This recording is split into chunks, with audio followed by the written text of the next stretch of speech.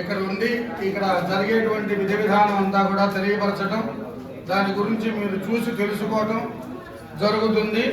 మళ్ళీ కావాలంటే ఇంకొక మాట ఎక్స్ప్లెయిన్ చేయలేము, తెలియదు. అది మొదటి నుంచి చివరి దాకా ఒక మాట అర్థం చేసుకోవడానికి ప్రయత్నించండి. అన్ని వేళలా అన్ని సందర్భాల్లోనూ అన్ని చోట్ల జరిగేటువంటి క్రతువు కార్యక్రమం కాదు ఇది.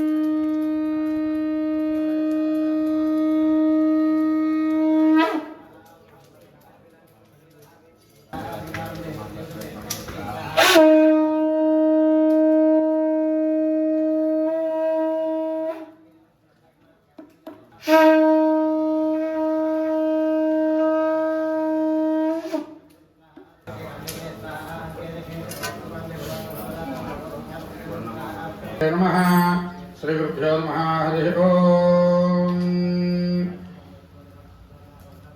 गणानान्वा गणपतिं नमामहे कविं कवीनामुपमश्रवस्तमम् ज्येष्ठराजं ब्रह्मणां ब्रह्मणस्पदान शृण्वन्नोतिभिस्सेदसादरम् सुयुज्यनेन सविशाचजन्मनः सपुत्रैर्वागं भरतेधनानृभिः देवानायः पितरमाविवासुः श्रद्धामनाभिषा ब्रह्मणस्पतिम् गं गणपतये नमः।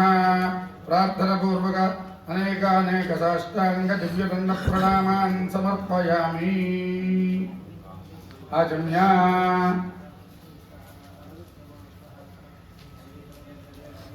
केशवाय स्वाहा, नारायणाय स्वाहा, माधवाय स्वाहा, गोविंदाय नमः, विष्णुवे नमः, मधुसूदनाय नमः, वामनाय नमः, श्रीधराय नमः, केशाय नमः, पद्मनाभाय नमः, दामोदराय नमः, निग्रहणाय नमः, वासुदेवाय नमः, अनिरुद्धाय नमः, नरोत्तमाय नमः, धोक्षजाय नमः, नरसिंहाय नमः, अच्युताय नमः, जनार्दनाय नमः, वेन्द्राय नमः, श्रीकृष्णाय नमः, श्रीकृष्णपरब्रह्मणे नमो नमः।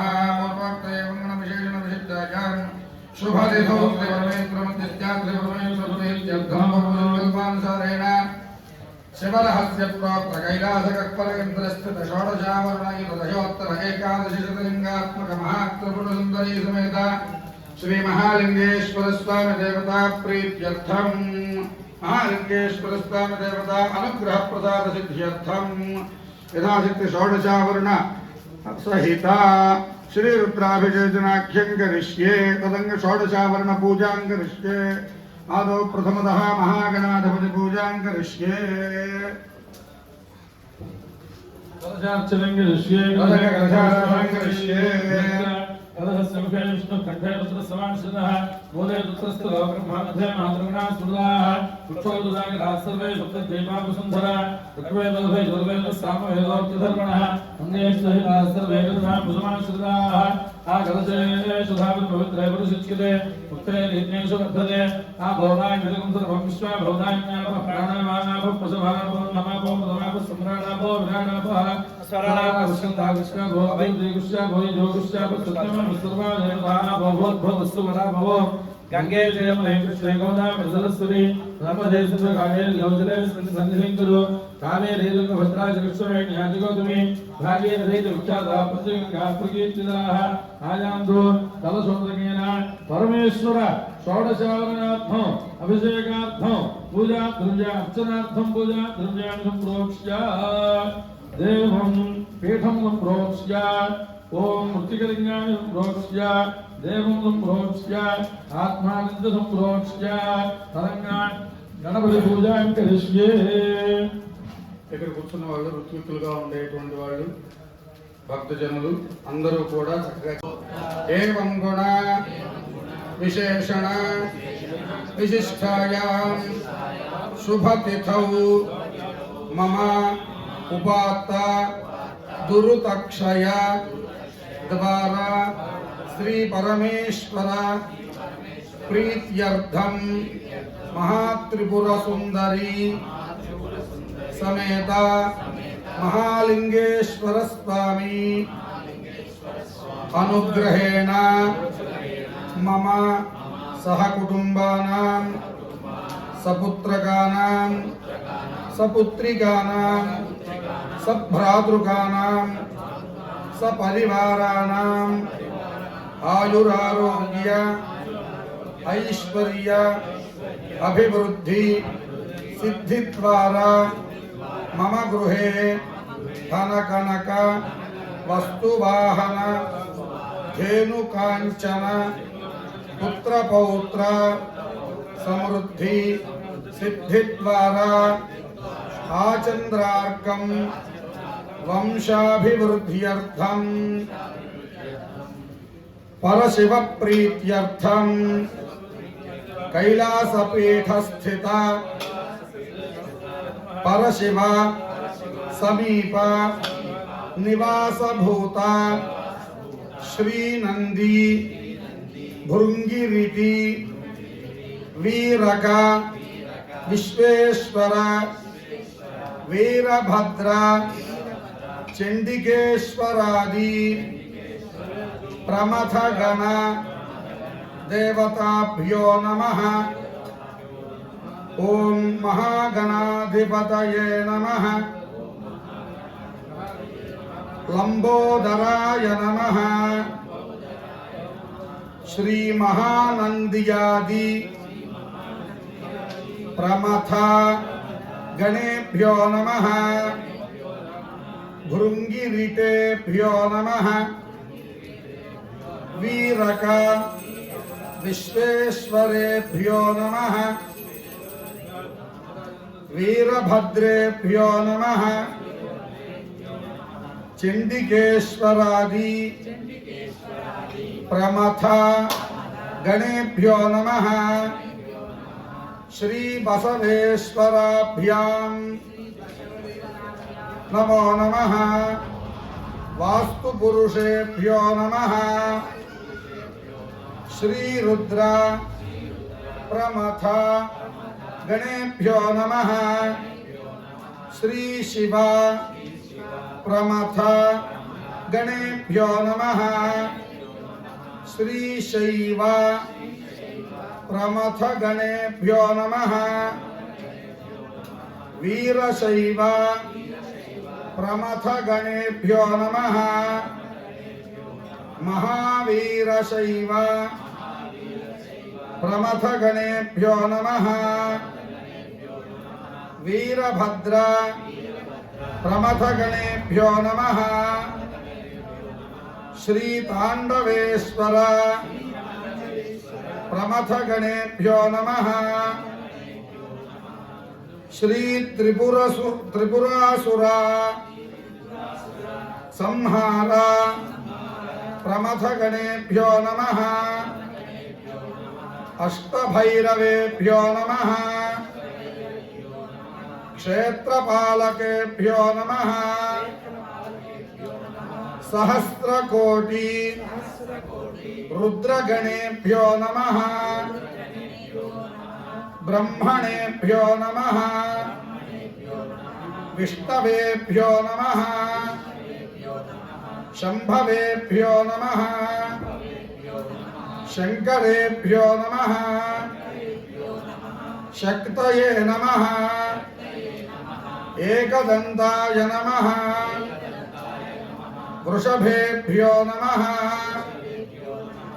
श्रीनंदी नंदिनाथ वीरक वीरभद्र पुष्पदंत दंडाभरण उक्षाभरूप दंडपाणि चंडिकेश्वर दारुक विकर्ण जयक जंतुकर्ण घंटाकर्ण शूलकर्ण अष्टदश प्रमथ गणेभ्यो नमः।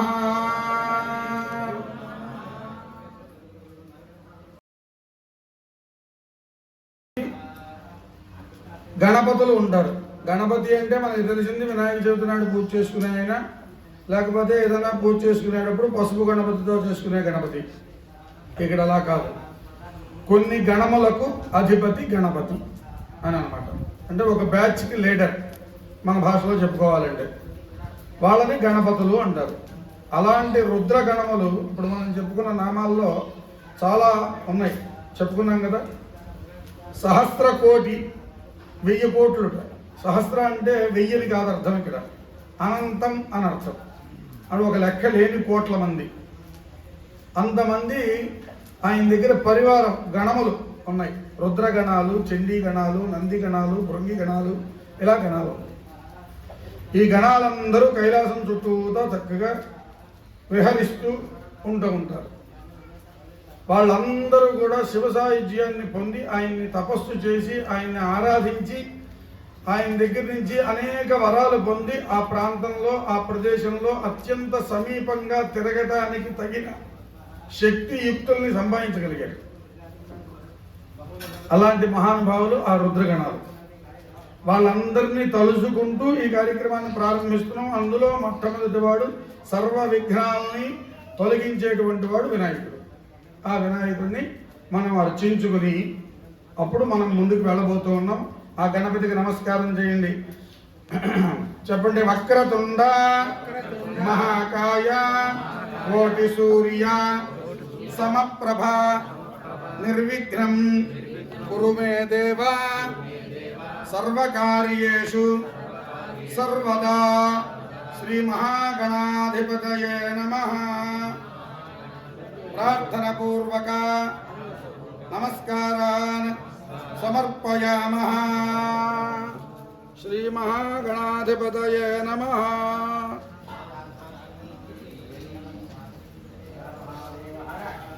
శ్వేతార్కపుష్పసహిత యథాశక్తి దూర్వాయుగ్మం పరికల్పయామి.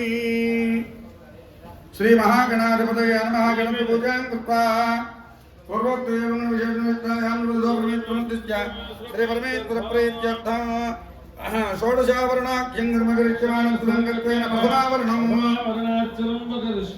ప్రథమావరణే అష్టవిక్పాలక స్వరూప ప్రథమావరణార్చనం కరిష్యే. సమ్మిన్మయ మహాదేవ ప్రియ అనుజ్ఞాంతే మే శంభో ప్రథమావరణాయ మే. ఓం రాధారవింద్రం విదారం ధర్మం హరే హరే సోమకం సూరమింద్రం భవేన శక్రం పురోహతమంత్రకం స్వస్తినామఘమాధాత్తంద్రః. ఇక్కడ జరిగేది ప్రథమావరణం అంటే మొదటి ఆవరణ అర్చన జరుగుతుంది. అసలు ఈ ఆవరణం అంటే ఏమిటి? కైలాసం అనేది మన భాషలో ఒక పర్వతంగా మనకు తెలుసు. అది ఈశ్వరుడు శక్తితో కూడుకుని నివసించేటువంటి ఒక ప్రదేశం. అంటే మనకు ఒక ఇల్లు ఎలా ఉందో, మన బంధుగణం వస్తే మనం ఎలా మర్యాదలు చేస్తూ వాళ్ళని ఆహ్వానించి సాగనంపుతూ ఉంటాము, అలాగే ఈశ్వరుడి దగ్గర ఉండేటువంటి ప్రమథ గణాలన్నీ కూడా ఆయా ప్రదేశాల్లో తిరుగుతూ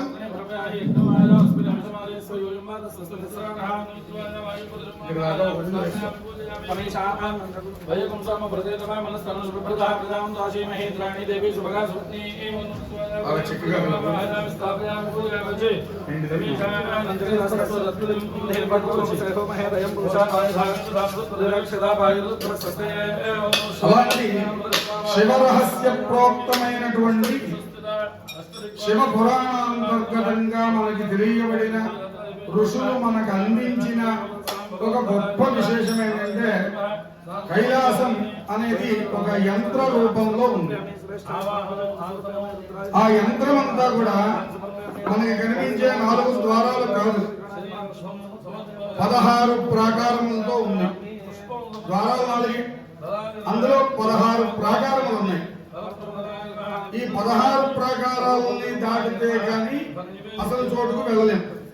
అంటే మన ఇంటికి రావాలంటే ఒక సందు తిరగాలి, సందులోంచి గేటు రావాలి, గేట్లోంచి దొంగలోకి రావాలి, అక్కడి నుంచి వీధి గుమ్మం దగ్గరికి, వీధి గుమ్మం దగ్గర నుంచి లోపలికి, అలా 4, 3, 5 స్టెప్పులు ఉంటూ ఉంటాయి కొంతమందికి. కానీ అలాగే కైలాసానికి వెళ్ళాలి అంటే 16 ఆవరణలు ఉన్నాయి.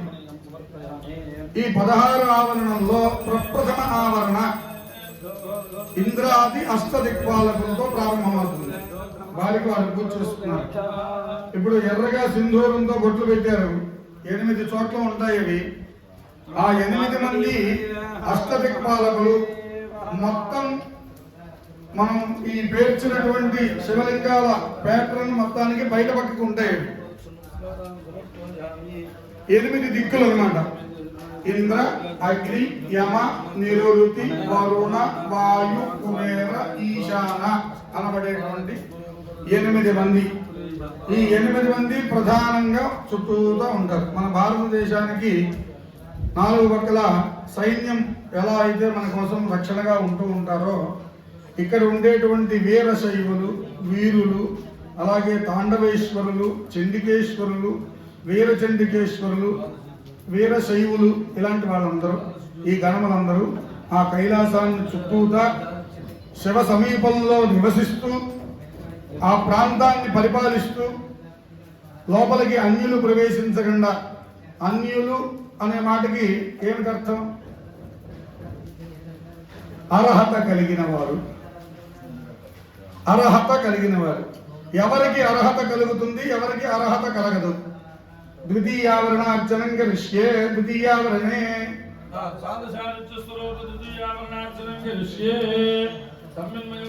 మొదటి ఆవరణ అష్టదిక్పాలకు అనుకున్నాం. ఇప్పుడు రెండవ ఆవరణ ద్వాదశాదిత్యులు. ఈ ద్వాదశాదిత్యులు అంటే మనకి తెలుగులో 12 మాసాలు, ఇంగ్లీష్లో కూడా మాసాలు వేయాలి, కానీ పేర్లు మార్పులు ఉంటాయి. 2 మాసాలకు ఒక ఋతువు మారుతూ ఉంటుంది. 6 ఋతువులు 2తో భాగిస్తే మనకి 12 సరిపోతాయి. ఈ ఒక్కొక్క మాసానికి ఒక్కొక్క పేరుతో సూర్యుడు ఉంటూ ఉంటాడు. ఇవి 12 సూర్యులు. ఆ 12 మందిని అక్కడ ఆవాహన చేస్తున్నారు. ఒకరు లోపలగా, ఒకరు బయటగా, ఒకరు దగ్గరగా, ఒకరు దూరంగా ఉంటూ ఉంటారు. ఇప్పుడు ఆవాహన చేసేటప్పుడు చూస్తే వాళ్ళ స్థానాలు మీకు తెలుస్తాయి. అన్నం కాస్త దాంట్లో వేసుకుంటే అది కాలిపోకుండా ఉంటుంది. గట్టిగా చిన్నగా చెక్కగా తీసుకుని పెడుతూ ఉంటుంది కాలిపోకుండా. ఆ ద్వాదశాదిత్య పూజ జరుగుతోంది. ఈ మధ్యనే ఇదే ప్రాంతంలో మనం ద్వాదశాదిత్యుల్ని ఆరాధించి మహాసౌరయాగాన్ని నిర్వహించి అష్టోత్తర శత సంఖ్యగా మహాసౌరాన్ని పారాయణ చేసి, అలాగే మండల సంఖ్యగా అరుణ పారాయణలు చేసి సౌరహోమాన్ని నిర్వహించి ఉన్నాం. ఇదే ప్లేస్ లో, ఇదే ప్రదేశంలో గత కొద్ది రోజుల క్రితమే. అలా అర్హత సాధించాలి అంటే ఈశ్వరుణ్ణి సమీపంగా ఉండడానికి ప్రయత్నం చేయాలి. ఉపవాసం. ఉపవాసం అంటే నేను పొద్దున్న నుంచి ఏమీ తినలేదు, మంచినీళ్ళు కూడా తాగలేదు అంటే అది లంఘనం, ఉపవాసం కాదు. రోగం వచ్చిన వాడు చేసే లంఘనాన్ని ఏమీ తినకుండా మంచినీళ్ళకి కూడా తాగకుండా ఉండేదాన్ని అంటారు.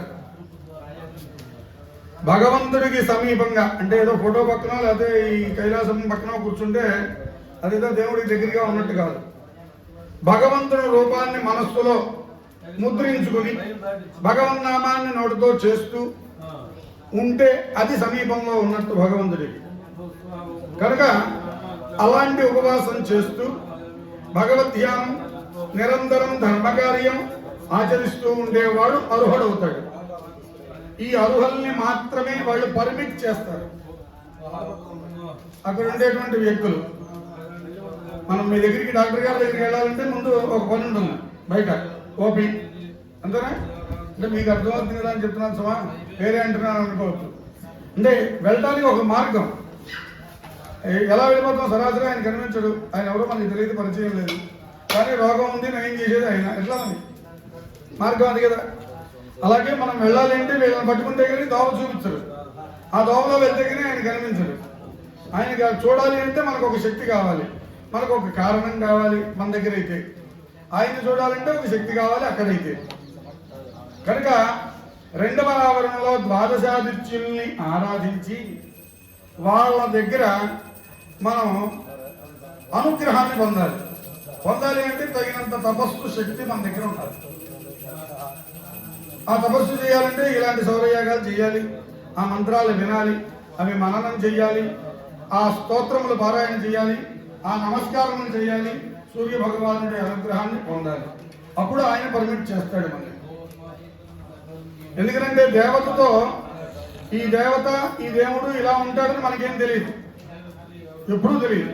ఎవరో నాబోటాడు మీకు చెప్తే మీకు తెలుసు, మీరు ఇంకోళ్ళకి చెప్తే వాళ్ళకి తెలుసు. అసలు ఎక్కడి నుంచి వచ్చింది ప్రారంభం? చిన్నప్పుడు ఎవరన్నా చూశారా? పెద్దలు ఎవరన్నా చూశారని చెప్పారా? చెప్పలేదు. భగవంతుడు మంత్రాధీనంగా ఉంటాడు. మంత్రంలో ఆయన అడ్రస్ అంతా కూడా నిక్షిప్తమై ఉంటుంది. ఆ నిక్షిప్తమైన మంత్రాన్ని మనం మననం చేస్తే ఆయన దర్శనం కలుగుతుంది. ఎప్పుడు ఆయనతో స్నేహంగా మనం మెలుగుతూ ఉండాలి. స్నేహంగా మెలగకుండా ఎప్పుడో గుర్తొచ్చినప్పుడు ఒక మాట హాయిని పలకరిస్తే, ఎప్పుడో దూరంగా ఉండే ఒక మన స్నేహితుడు బంధువు అప్పుడప్పుడు పలకరిస్తే మన మధ్య ఎంత అండర్స్టాండింగ్ ఉంటుంది. రోజు ఒకే బజార్లో కాసేపు కూర్చుని కబుర్లు చెప్పుకుని 10 నిమిషాలు, అరగంట, గంట, 2 గంటలు, 5 నిమిషాలైనా కనీసం రోజు కలిసే వ్యక్తితో ఉండే సాన్నిహిత్యం, అండర్స్టాండింగ్, మ్యూచువల్గా ఎలా ఉంటుంది? ఇదే భగవంతుడితో పోల్చుకోవాలి మనం. భగవంతుడికి మనకి మధ్యలో ఒక మ్యూచువల్ అండర్స్టాండింగ్ అనేది చాలా ముఖ్యం. అది లేనప్పుడు నువ్వెవడో నాకు తెలియదు బారా అంటుంది. రోజు మనం పరిచయం కావండి అమ్మా అని ప్రార్థిస్తే, అదే నువ్వా అని దగ్గరికి వచ్చుకుంటే, ఇంతకుముందు నేను ఎప్పుడు మీకు తెలియదు, ఇప్పుడు మీరు నాకు తెలుసు, నేను మీకు తెలుసు. ఎప్పుడు నాకు తలసిపెట్టాడు ఎవరిని డాక్టర్ గారు బాగున్నారా, అయ్యో బాగున్నారు, మీరు ఎలా ఉన్నారు, అసలు ఏదో బాగుంది లేకపోతే ఎక్కడో కనిపిస్తే నేను పలకరించాలను నాకేంటి, నన్ను పలకరించాల్సినప్పుడు మీకేంటి. అలాగే దేవతలకు కూడా అంతే.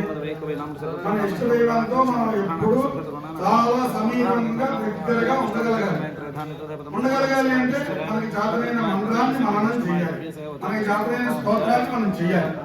చేస్తే అది సాధ్యపడుతుంది. కనుక ఆ సూర్యనారాయణ మూర్తి అనుగ్రహాన్ని పొంది 3వ ఆవరణలోకి వెళ్ళాం. 8 దిక్కుల త్రిశూలేశ్వరులు అనే పేరుతో త్రిమూర్తులు అంటారు వాళ్ళని. ఆ త్రిమూర్తులు 8 దిక్కుల్లో ముగ్గురు చొప్పున ఎంతమంది? 24 మంది. ఈ 24 మందిని 8 దిక్కుల్లో ఉండేటువంటి త్రిమూర్తుల రూపంలో త్రిశూలేశ్వరుల్ని అర్చిస్తున్నారు. అంటే ఇది 3వ ఆవరణం. 2 ఆవరణలు జయించాం. కైలాసానికి వెళ్ళడానికి 2 ద్వారాల్లోంచి లోపలికి ప్రవేశించగలిగాం. 3వ ద్వారంలో ఉన్నాం. ఈ త్రిశూలేశ్వరుల యొక్క అనుగ్రహాన్ని పొందబోతూ ఉన్నాం. ఈ త్రిశూలేశ్వరుల్ని పొందిన తర్వాత 4వ ఆవరణ వస్తుంది. ఈ త్రిశూలేశ్వరు బ్రహ్మ, విష్ణు, మహేశ్వరులు ప్రతీకలుగా 8 దిక్కులలో ఉండి వీళ్ళని వీరశైవులు అంటారు. శివుని భక్తుల్లో చాలా యోగ్యులు, అత్యంత శ్రద్ధాశక్తులు కలిగినటువంటి భక్తులు. వీళ్ళు 3వ ఆవరణలో బయట నుంచి అంటే మనం ఎంత తపస్సు చేయగలిగితే అంత దగ్గర ఉంటాం. శాంతం పక్కన కూర్చోగలిగే స్వతంత్రం కొంతమందికే ఉంటుంది, తాకగలిగే స్వతంత్రం కొంతమందికే ఉంటుంది, దూరంగా కళ్ళతో చూడగలిగే స్వతంత్రం కొంతమందికే ఉంటుంది. మంత్రానుష్ఠానం చేస్తూ ఉంటాం. మంత్రానుష్ఠానం చేసేవాళ్ళు ఎవరినైనా అక్కడ దూరంగా ఉండమంటారు. కారణం ఏంటంటే వాళ్ళ శరీరంలో కొంత విద్యుత్ శక్తి ప్రసరిస్తూ ఉంటుంది. అది ఏదైనా తగలరాని చోట పొరపాటున తగిలితే అది మనకి తెలిసేది కాదు. కరెంట్ అయితే షాక్ కొడుతుంది, ఇది అయితే తెలిసేది కాదు. దానివల్ల ఏం జరుగుతుందో తెలియదు. ఆ స్థితిలో ఈ మనస్సు ఎలాంటి స్థితిలో ఉంటుందో తెలియదు. అది అనుగ్రహ స్థితిలో ఉంటుందో, ఆగ్రహ స్థితిలో ఉంటుందో, లేక వేరే ఒక బాధలో ఉంటుందో అవతలకో అని విసుక్కునే పరిస్థితి తెచ్చుకోకూడదు.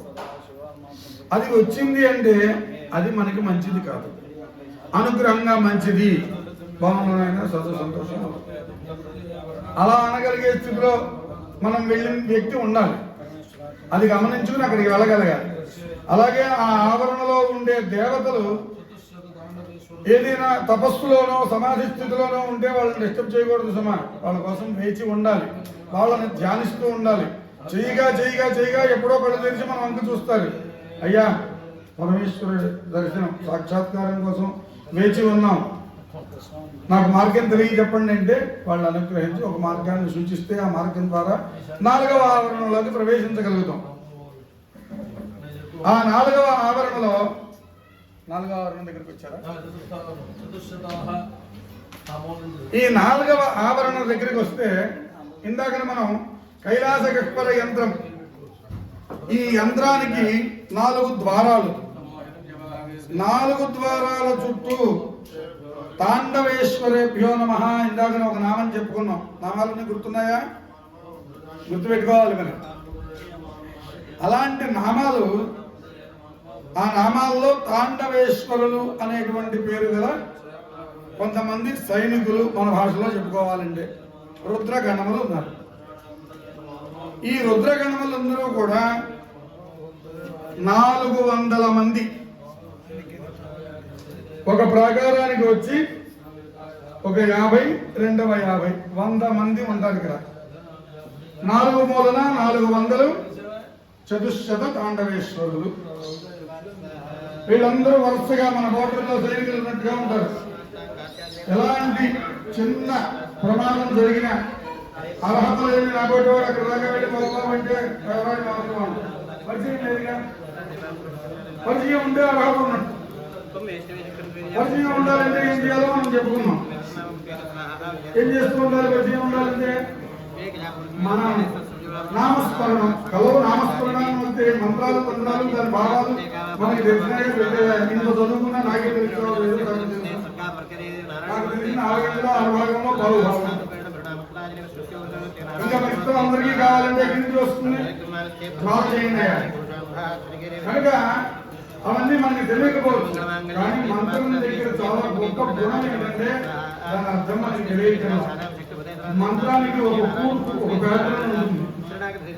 బీజాక్షరాలు, శక్తి, శక్తితో కూడుకున్నవి చాలా అక్షరాలు సంపూర్ణ. 2 సంయుక్తాక్షరం, ద్రక్వాక్షరం, బహుళాక్షరం అని ఉంటాయి. ఈ అక్షరాల్ని కొన్ని స్థానాల్లో కూర్చడం వల్ల వాటికి ఒక శక్తి ఏర్పడుతుంది. వాటిని అంటే చాలు మన నాడులు స్పందిస్తాయి. లక్షణం అని ఒక విద్య ఉంది. ఆ విద్యలో ఏ అక్షరం అనాలంటే ఎక్కడి నుంచి ప్రారంభం అవుతుంది? నాభి నుంచా, ఉదరం నుంచా, హృదయం నుంచా, కంఠం నుంచా, కంఠనాలిక దగ్గర నుంచా, నాలుగు మొదల, మధ్య, చివర, దంతమ, ఓష్టమ అనేటువంటి 7 పేర్లు ఉన్నాయి. ఎక్కడి నుంచి ప్రారంభం అవుతుంది అక్షరం అనడం? ఏదో మాట్లాడేదంటే ప్రజలతో మాట్లాడడం. లోపల నుంచి ఉత్పన్నమయ్యి రావాలి. కొన్ని అక్షరాలని నాభి దగ్గర నుంచి రావాలి. ఇన్ని నాడులు స్పందిస్తాయి. ఏ నాడి తర్వాత ఏ నాడి స్పందించాలి, దేని తర్వాత ఏది కూర్చాలి అనేది గురించి ఆ మంత్రాన్ని పరమేశ్వరుడు ఉచ్ఛ్వాస నిశ్వాసల ద్వారా మనకు అందించాడు. ఆ మంత్రాన్ని మననం చెప్పి దాని భావం మనం తెలియగలం. అది ఆ మంత్రాన్ని పఠిస్తే దానికి పుణ్యంగా, దాంతో సరిసమానంగా ఉండేటట్టు శంకరాచార్యుల వారు, రామానుజుల వారు, ఇలాంటి అనేక మంది ఋషిమునులు, అది మనకు అర్థం కాదేమో అని దాంట్లో నుంచి సారాన్ని తీసి ఒక పద్య రూపంలో, ఒక శ్లోక రూపంలో, ఒక స్తోత్ర రూపంలో, ఒక నామ రూపంలో మనకి అందించారు. ఇంకా ఇంకా ఇంకా ఇంకా ఫిల్టర్ చేసి చాలా తేలిగ్గా అందించారు. కలియుగం వచ్చేటప్పటికి ఆయుర్దాయం చాలా తక్కువ ఉంటుంది, సహనం తక్కువ ఉంటుంది, సమయం తక్కువ ఉంటుంది. ఇవన్నీ వాళ్ళు గ్రహించి చాలా తేలికగా, సింపుల్గా అయిపోయేటువంటివి మనకు అప్పగించారు. అవి చేయడానికే మనకి తల మునకలు అయిపోతున్నాం. పొద్దున 10 గంటలకి సంకల్పం ప్రారంభిస్తే ఇప్పటికీ ఇది తేల్చడం చేతకాలేదు, అవ్వలేదు. మనకి ఇంత గ్రాహ్యమైనటువంటి క్రతువు నాకు ఆశ్చర్యం ఇస్తుంది. ఒక్కొక్కసారి ఈ విజయ శ్రీనివాసరావు అనే వ్యక్తి మరి ఎలాంటి మహర్దశ వచ్చిందో, ఎలాంటి పూర్వపుణ్యం ఉందో, ఎలాంటి అదృష్ట జాతకుడో ఇవి తెలియదు. కానీ ఇలాంటి కార్యాలు ఎక్కడో అరుదుగా జరుగుతూ ఉంటాయి. మహాశౌర్య యాగం కానీ, చతుచండీ యాగం కానీ, రుద్రచండీ యాగం సంయుక్తంగా కానీ, ఇలాంటి శాస్త్ర లింగార్చనల కార్యక్రమం కానీ, ఘన పారాయణలే కానీ, వేద స్వస్థమే కానీ, ఇలాంటివి ఎక్కడో అరుదుగా జరిగేటువంటి క్రతువులు. ఒకదాని తర్వాత ఒకటి వరుసగా చేయగలిగాము అంటే ఇది భగవత్ ప్రేరణతో జరుగుతోందనే నేను భావిస్తున్నాను తప్ప ఇది మన ప్రయత్నపూర్వకంగా అయితే సంపూర్ణంగా అవ్వదు. మన ప్రయత్నం ఒక పాలైతే దైవం 99 పాళ్ళు ఉంది, ఉంటేనే జరుగుతుంది. ఇది ఎక్కడెక్కడో అరుదరుదుగా జరగాల్సిన కార్యక్రమాలు వెంటనే అలా ఎలా సాధ్యపడినాయి? ఖర్చుతో కూడుకున్న పని, శ్రమతో కూడుకున్న పని, సమయం కావాలి, ప్రదేశం కావాలి, వ్యక్తులు కావాలి, ద్రవ్యం కావాలి, తెచ్చేవాడు కావాలి. కర్త కారయితా చేన ప్రేరకశ్చానుమోదక సుకృతే దుష్కృతే చేమ చత్వారస్తమ భాగిన ఏ కర్మ చేసినా దానికి ఒక కర్త క్రియ కర్మ అన్నీ ఉంటాయి. చేసేవాడు, చేస్తే సహకరించేవాడు, చూసేవాడు, అనేవాడు, వినేవాడు, వీళ్ళందరికీ సమపాలంలో మార్కులు వేస్తాడు భగవంతుడు. మరి ఇంతమంది ఒక జాతికి చేరాలిగా. సముద్రంలో అంటే రాళ్ళని ఒక పక్కకి, రత్నాలన్నీ ఒక పక్కకి చేరుతాయి, అది ప్రకృతి. మనం కూడా ఇలా ఎలా చేరామో భక్తులందరూ దగ్గరికి చేరారు. ఇదొక ఆశ్చర్యకరమైన విషయం. కానీ గొప్ప విషయం, ఇంతమంది కలిసి ఇంత భక్తిగా ఇంత శ్రద్ధగా ఒక చోట ఉండి ఇట్లాంటి కార్యక్రమాలు, అరుదుగా జరిగేటువంటి కార్యక్రమాలని మనం ఒక్క మాటగా దగ్గరగా చేసుకోగలుగుతున్నాం. ఇదొక అదృష్టం. ఈ 4వ ఆవరణలో చతుశ్శత తాండవేశ్వరుల ఆవాహన పూర్తయింది. వాళ్ళకి అర్చన జరుగుతోంది. ఈ తాండవేశ్వరులు నిత్యం నృత్యం చేస్తూ ఉంటారు, తాండవం చేస్తూ ఉంటారు. మనం గబాలను తెలియక వాళ్ళ దగ్గరికి వెళ్ళామంటే ఎక్కడో ఏ కాలు కిందో నలిగిపోతాం కూడా. ఒక రేణువులాగా ఉంటాం వాళ్ళ ముందు మనం. వాళ్ళ ఆకార భీకారంతో ఉంటూ ఉంటారు. వాళ్ళ దగ్గరికి వెళ్ళామంటే వాళ్ళు చేసే నృత్యంలో ఏ గోరి కిందో పడి మనం వాళ్ళ ఒంటి మించి రాలిపోయిన విభూతి రేణువు కింద పడినే నలిగిపోతాం. చాలా జాగ్రత్తగా వెళ్ళాలి. అది మన మీద పడితే మనం తట్టుకోగలిగే శక్తి మన దగ్గర ఉండాలి. ఆ శక్తిని మనం సంపాదించాలి. అప్పుడు అక్కడికి వెళ్ళాలి, వాళ్ళ అనుగ్రహాన్ని పొందాలి. 4వ ఆవరణ చతుశ్శత తాండవేశ్వరులు. ఇప్పుడు శ్రద్ధగానే ఉంటున్నారు కానీ కాసేపు క్వశ్చన్స్ ఉంటాయి, ఆన్సర్స్ చెప్పాలి. నిద్రపోవడానికి వేరే ధ్యాస పెట్టడానికి కుదరదు సుమా, గమనించుకోండి. నేను నెచ్చిపోతే కుదరదు. తర్వాత ఆన్సర్లు ఉంటాయి. మొదటి ఆవరణలో ఎవరికి పూర్తి చేసాం వాళ్ళ పేర్లేంటి, వెళ్ళిపోయే వాళ్ళని అడుగుతున్నా.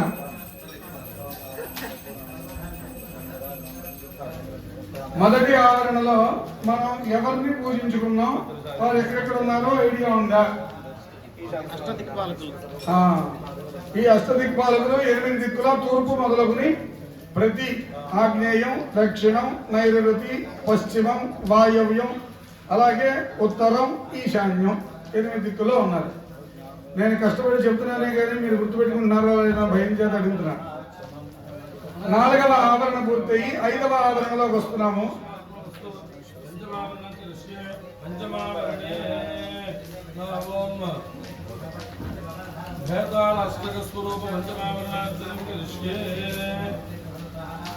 ఇక్కడ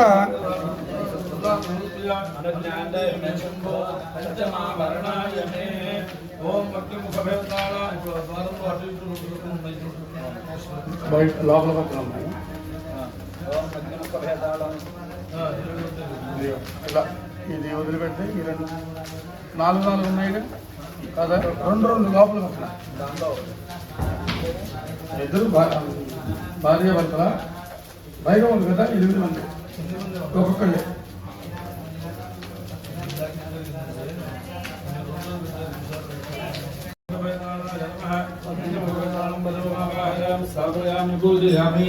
ఓం ఆం వేదవాహన వేదాయ నమః. స్థాపయామి పూజయామి. ఓం రాక్షవేదాయ నమః. రాక్షవేదాళం స్థాపయామి పూజయామి. ఓం ఈం ఉగ్రముఖ వేదాయ నమః. ఉగ్రముఖవేదాళం పరశురామావాహయామి. ఓం గానాముఖ వేదాయ నమః. గానాముఖవేదాళం పరశురామావాహయామి. ఓం రుద్రముఖ వేదాయ నమః. రుద్రముఖవేదాళం పరశురామావాహయామి. ఓం అరుం క్రోధరూపభేదాయ నమః. ఓం క్రోధరూపభేదాళం పరశురామావాహయామి. ఓం మంత్రముఖభేదాయ నమః. ఓం మంత్రముఖభేదాళం పరశురామావాహయామి. 8 పూర్తి పేరు, 4 ద్వారాలు, 4 నుండి 8. అష్టముఖ భేదాల స్వరూప శివాయ నమః. 8 మంది భేదాళులు వాళ్ళ పేరు. అష్టముఖ భేదాళులు, ఉగ్రముఖ భేదాళులు, జ్వాలాముఖ భేదాళుడు, ఇలాంటి పేర్లతో 8 మంది ఉన్నారు. ఈ 8 మంది 5వ ఆవరణలో నివసిస్తూ ఉంటారు. వాళ్ళని చూస్తేనే మనకి ఏం చేయాలో అయోమయం అయిపోతుంది. కళ్ళు కనిపించవు, చెవులు వినిపించవు, మాట రాదు, మన పరిస్థితి ఏంటో మనకి తెలియదు. అంత భీకర రూపాల్లో భైరవులు ఉంటారు. ఎవరికి? శక్తియుక్తులు లేని వారికి, అర్హత సంపాదించలేని వారికి. ఒక నామమంత్రము చేసి ఒక అర్హత సంపాదించి శక్తియుక్తులతో అక్కడికి వెళ్తే వాళ్ళు శాంతమూర్తులుగానే కనిపిస్తారు. ఆ శాంతమూర్తుల్ని దర్శించి వాళ్ళ అనుగ్రహాన్ని పొందితే గాని ఈ 5వ ఆవరణని దాటి లోపలికి 6వ ఆవరణలోకి వెళ్ళలేం. 6వ ప్రాకారంలోకి వెళ్ళాలంటే వీళ్ళ అనుగ్రహాన్ని పొందాలి. వీళ్ళ అనుగ్రహాన్ని పొందాలంటే కనీసం శివనామం 1 కోటి సార్లు అయినా చేసి ఉండాలి. మినిమం క్వాలిఫికేషన్ 1 crore శివనామ మినిమం క్వాలిఫికేషన్. అది ఉంటే కానీ ఈ భేదాలను మనం అనుగ్రహించరు. 8 మంది ఉంటారు వాళ్ళు. ఆ ప్రాకారంలో చుట్టూతో ప్రదక్షిణాలు చేస్తూ ఉంటారు. వాళ్ళ పని, వాళ్ళ ఉద్యోగం అది. మినిమం 1 కోటి శివనామం చేస్తే కానీ వాళ్ళు మనం తెరిచారనివ్వరు. వాళ్ళు వికృత రూపంలో, భయంకర రూపంలో కనిపిస్తారు. వాళ్ళు అలా కనిపిస్తే మనం ఇంకేమీ చేయలేం. మన స్థితులు వేరుగా ఉంది. వాళ్ళు శాంతమూర్తులుగా మనకు కనిపించి వాళ్ళు మనల్ని అనుగ్రహించి మనకి దోవ చూపించాలి అంటే మినిమం మన దగ్గర అంత శక్తి ఉండగలగాలి. అంటే మనం మొదటి ద్వారంలో కొంత శక్తిని ఖర్చు పెట్టాం, 2వ ద్వారంలో కొంత శక్తిని ఖర్చు పెట్టాం. ఇలా 5 ద్వారాలు దాటి 5వ ద్వారం దగ్గరికి వెళ్ళాం. 4 ద్వారాలు దాటి మన దగ్గర శక్తి తగ్గుతోందిగా. 100 రూపాయలతో వెళ్ళాం, 10 చెప్పడం ఖర్చు పెట్టుకు వచ్చేస్తున్నాం. అంటే ఖర్చు పెట్టినా తరగనంత శక్తి మన దగ్గర ఉండాలి. ఎంత ఖర్చు పెట్టినా తరగనంత శక్తి మన దగ్గర ఉండాలి. లేదా బ్యాలెన్స్ సరిపడన్నా ఉండాలి మినిమంగా. కనుక ఎంత శక్తి సంపాదిస్తే అక్కడికి వెళ్తామో మనం ఆలోచించుకోవాలి. ఇప్పుడు 6వ ఆవరణ ప్రారంభించారు. 6వ ఆవరణలో 4 ద్వారాల యందు దేవప్రతి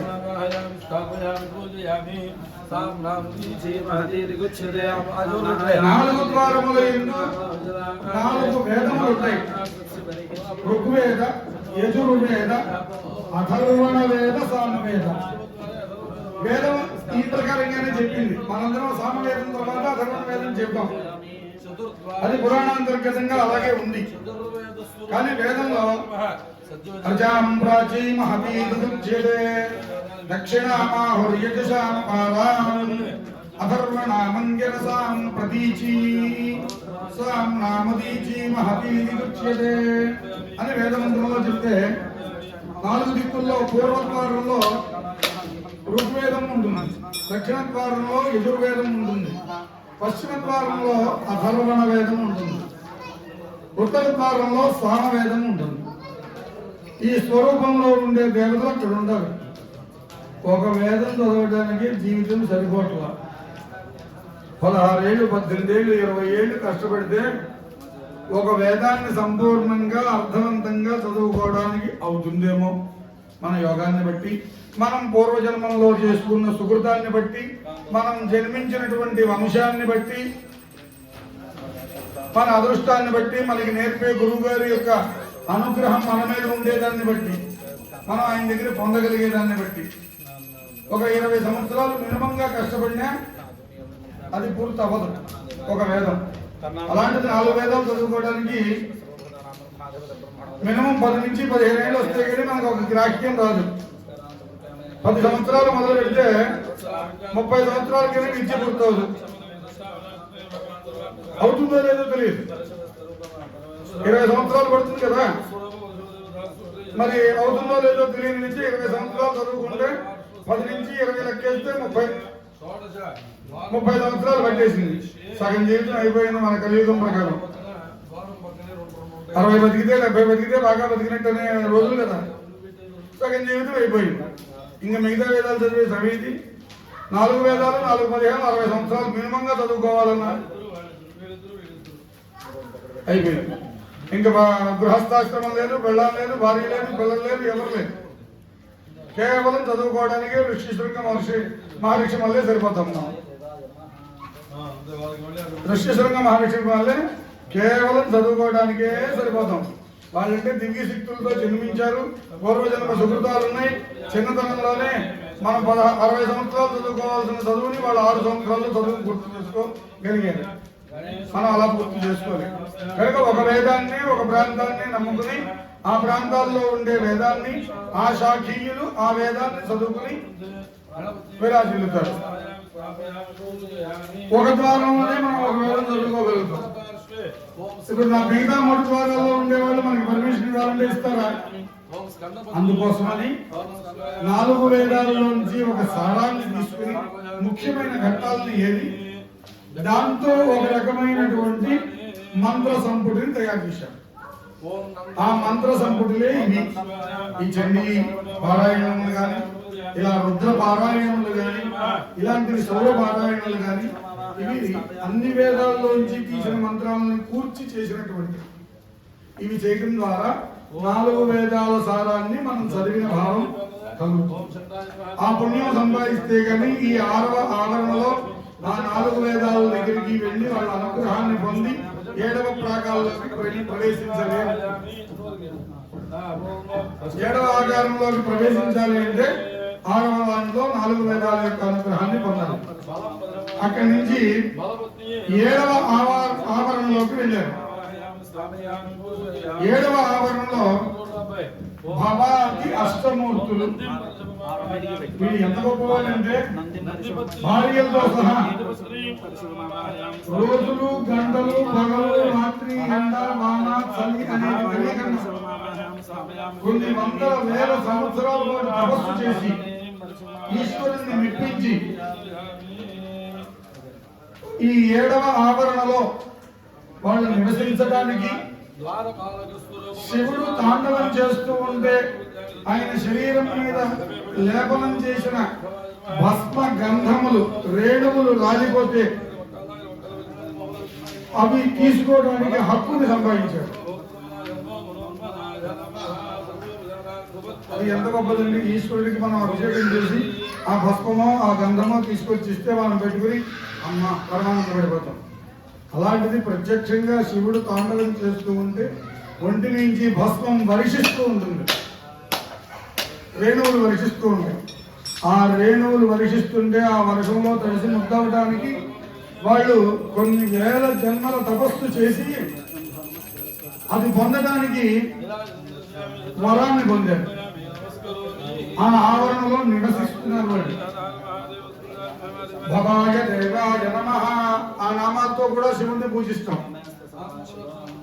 భవాయ దేవాయ నమః, శర్వాయ దేవాయ నమః, ఈశానాయ దేవాయ నమః, పశుపతే దేవాయ నమః, రుద్రాయ దేవాయ నమః, ఉగ్రాయ దేవాయ నమః, భీమాయ దేవాయ నమః, మహతో దేవాయ నమః అనేటువంటి 8 పేర్లతో ఆ 8 మందిని అదే పేర్లు కలిగిన భార్యలతో ఆ 16 మంది 7వ ఆవరణలో 7వ ప్రాకారంలో వాళ్ళు ఉంటే వాళ్ళ దగ్గరికి వెళ్ళి వాళ్ళు ఎంత తపస్సు చేశారో ఇందాక చెప్పుకున్నాం.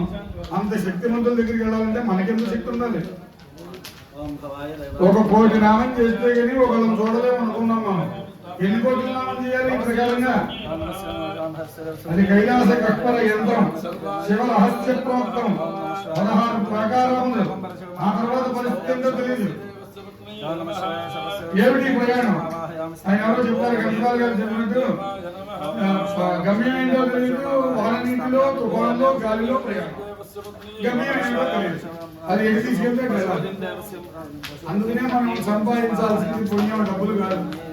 డబ్బులు ఎంత సంపాదించినా ఇక వదిలేసిపోతాయి. మన పిల్లలు మన బంధువులు మంచి వాళ్ళు అయితే వాళ్ళ డబ్బులు వదిలేదు. వాళ్ళు సన్నాసులు అయితే మనం ఎంత ఇచ్చినా పెరిగినారు సరిపోతుంది. 1 పూటలో తాగితే వేస్తాను. నిజంగా బుద్ధిమంతులు అయితే వాళ్ళని తీసుకోలేదు. వాళ్ళు జాగ్రత్తలో పడిపడతారు. అంత బుద్ధి లేని వాళ్ళకి మనం ఇవ్వాల్సిన అవసరం లేదు. ఎంత ఇచ్చినా సరిపోదు. 1 రూపాయలు ఇస్తే 4 రోజుల్లో తాగే వాళ్ళు వస్తారు. కానీ మనం సంపాదించాల్సింది భక్తితో పుణ్యాన్ని సంపాదించగలగాలి. దానికోసం కనీసం ఒక 10 నిమిషాలు వెయిట్ చేయగలిగితే రోజులో సహనంగా అన్ని మర్చిపోయి భగవంతుడి ముందు కూర్చుని ఏమి ఎక్కడ ఓం శివాయ గురవే నమః, శ్రీమాత్రే నమః పరమేశ్వరాయ నమః. మనకి ఇష్టమైన దైవాన్ని ఒక్క 10 నిమిషాలు అన్ని మర్చిపోయి తదేక ధ్యానంతో చేయగలిగితే చాలా సంతోషం. అదే సంపాదించుకునే బ్యాలెన్స్ ఇది అక్కడ ఉపయోగపడుతుంది. ఇక్కడి నుంచి వెళ్ళడానికి ఎవరికి లంచం అవ్వలేదు. అంత సంపాదించిన అవసరాలు తీర్చుకోవడం తప్ప ఏమీ ప్రయోజనం లేదు. ఏదైనా పూజ చేయాలంటే కొంచెం పళ్ళు పూలో పాలో పంచామృతాలు పంచగవ్యాలో తెచ్చుకోవడానికి డబ్బులు కావాలి. అంతే తప్ప ఇంకా మనం ఏదో వెళ్ళిపోతా అంటే ఎవరి లంచమైన తీసుకోడు, యమకింకర్లు అంతకంటే తీసుకోరు. కొన్ని వైకుంఠం నుంచి వచ్చే వాళ్ళు కూడా గంధర్వులు కూడా మన దగ్గర ఏమీ పుచ్చుకోరు. వాళ్ళ డ్యూటీ ప్రకారం వాళ్ళు డ్యూటీ చేసేస్తారు. వాళ్ళకి నియమించిన పని. యమస్య కరుణా నాస్తి ధర్మస్య పరితాగతి. ధర్మ కార్యం చేయాలి అని అనేలోపు మొదలుపెట్టి చేసేయాలి. క్షణం కూడా విరామం ఉండకూడదు. దానికి ఉపమానం ఏంటంటే యమస్య కరుణా నాస్తి. యముడికి కరుణ ఉండదు. ఆయనకి ఏదైనా కరుణ అనే మాట ఉంటే ఆయన యముడు ఆ పోస్టులో యముడు. నువ్వు అన్నం తింటున్నావా, నిద్రపోతున్నావా, పడుకుంటున్నావా, ప్రయాణం చేస్తున్నావా, ఏం చేస్తున్నావా ఆయనకి ఏం సంబంధం లేదు. అయిపోయింది లెక్క, తీసుకెళ్ళిపోతే పని. చివరి మినిట్ అయిపోయింది అంటే నెక్స్ట్ మినిట్ తీసుకెళ్ళిపోతాడు. యమస్య కరుణానాస్తి ధర్మస్య పరితాగతి. ధర్మకార్యం చెయ్యాలి, ధార్మికమైన పని చెయ్యాలి, ఎవరికైనా పేదలకి ధర్మం చెయ్యాలి. విత్ ఇన్ సెకండ్స్ స్టార్టింగ్ మొదలు పెట్టేయాలి. అనుకుంటూనే అది పూర్తయ్యేలోపు స్టార్ట్ అయిపోవాలి, ఆచరణ స్టార్ట్ అయిపోవాలి. అంత త్వరగా ధర్మ కార్యాన్ని చేయాలి. కనుక మనం చేయాల్సినటువంటి ఎప్పుడు తెల్లారుతుందా, ఎప్పుడు భగవద్ ధ్యానం చేద్దామా అని ఆలోచిస్తూ పడుకోవాలి. రాత్రి పడుకునేటప్పుడే ఎప్పుడు తెల్లారుతుంది, ఎప్పుడు భగవద్ ధ్యానం చేద్దాము అనే ఆలోచనతో పడుకుంటే ఆటోమేటిక్ గా సూర్యోదయానికి 10 నిమిషాలు ముందే మెలకు వస్తుంది. కనుక 7వ ఆవరణలో ఉండేటువంటి ఎవరు వాళ్ళు ఎవరండి? 7వ ఆవరణలో ఎవరున్నారు? 7వ ప్రాకారంలో భవాది అష్టమూర్తులు 8 మంది పేర్లు ఇప్పుడే చెప్పుకున్నాం మనం. భార్యలతో కూడుకుని 16 మంది. ఆ 16 మంది అనుగ్రహాన్ని పొంది 8వ ఆవరణలోకి వెళ్తున్నాం. 8వ ఆవరణలో 5 చోట్ల 5 చొప్పున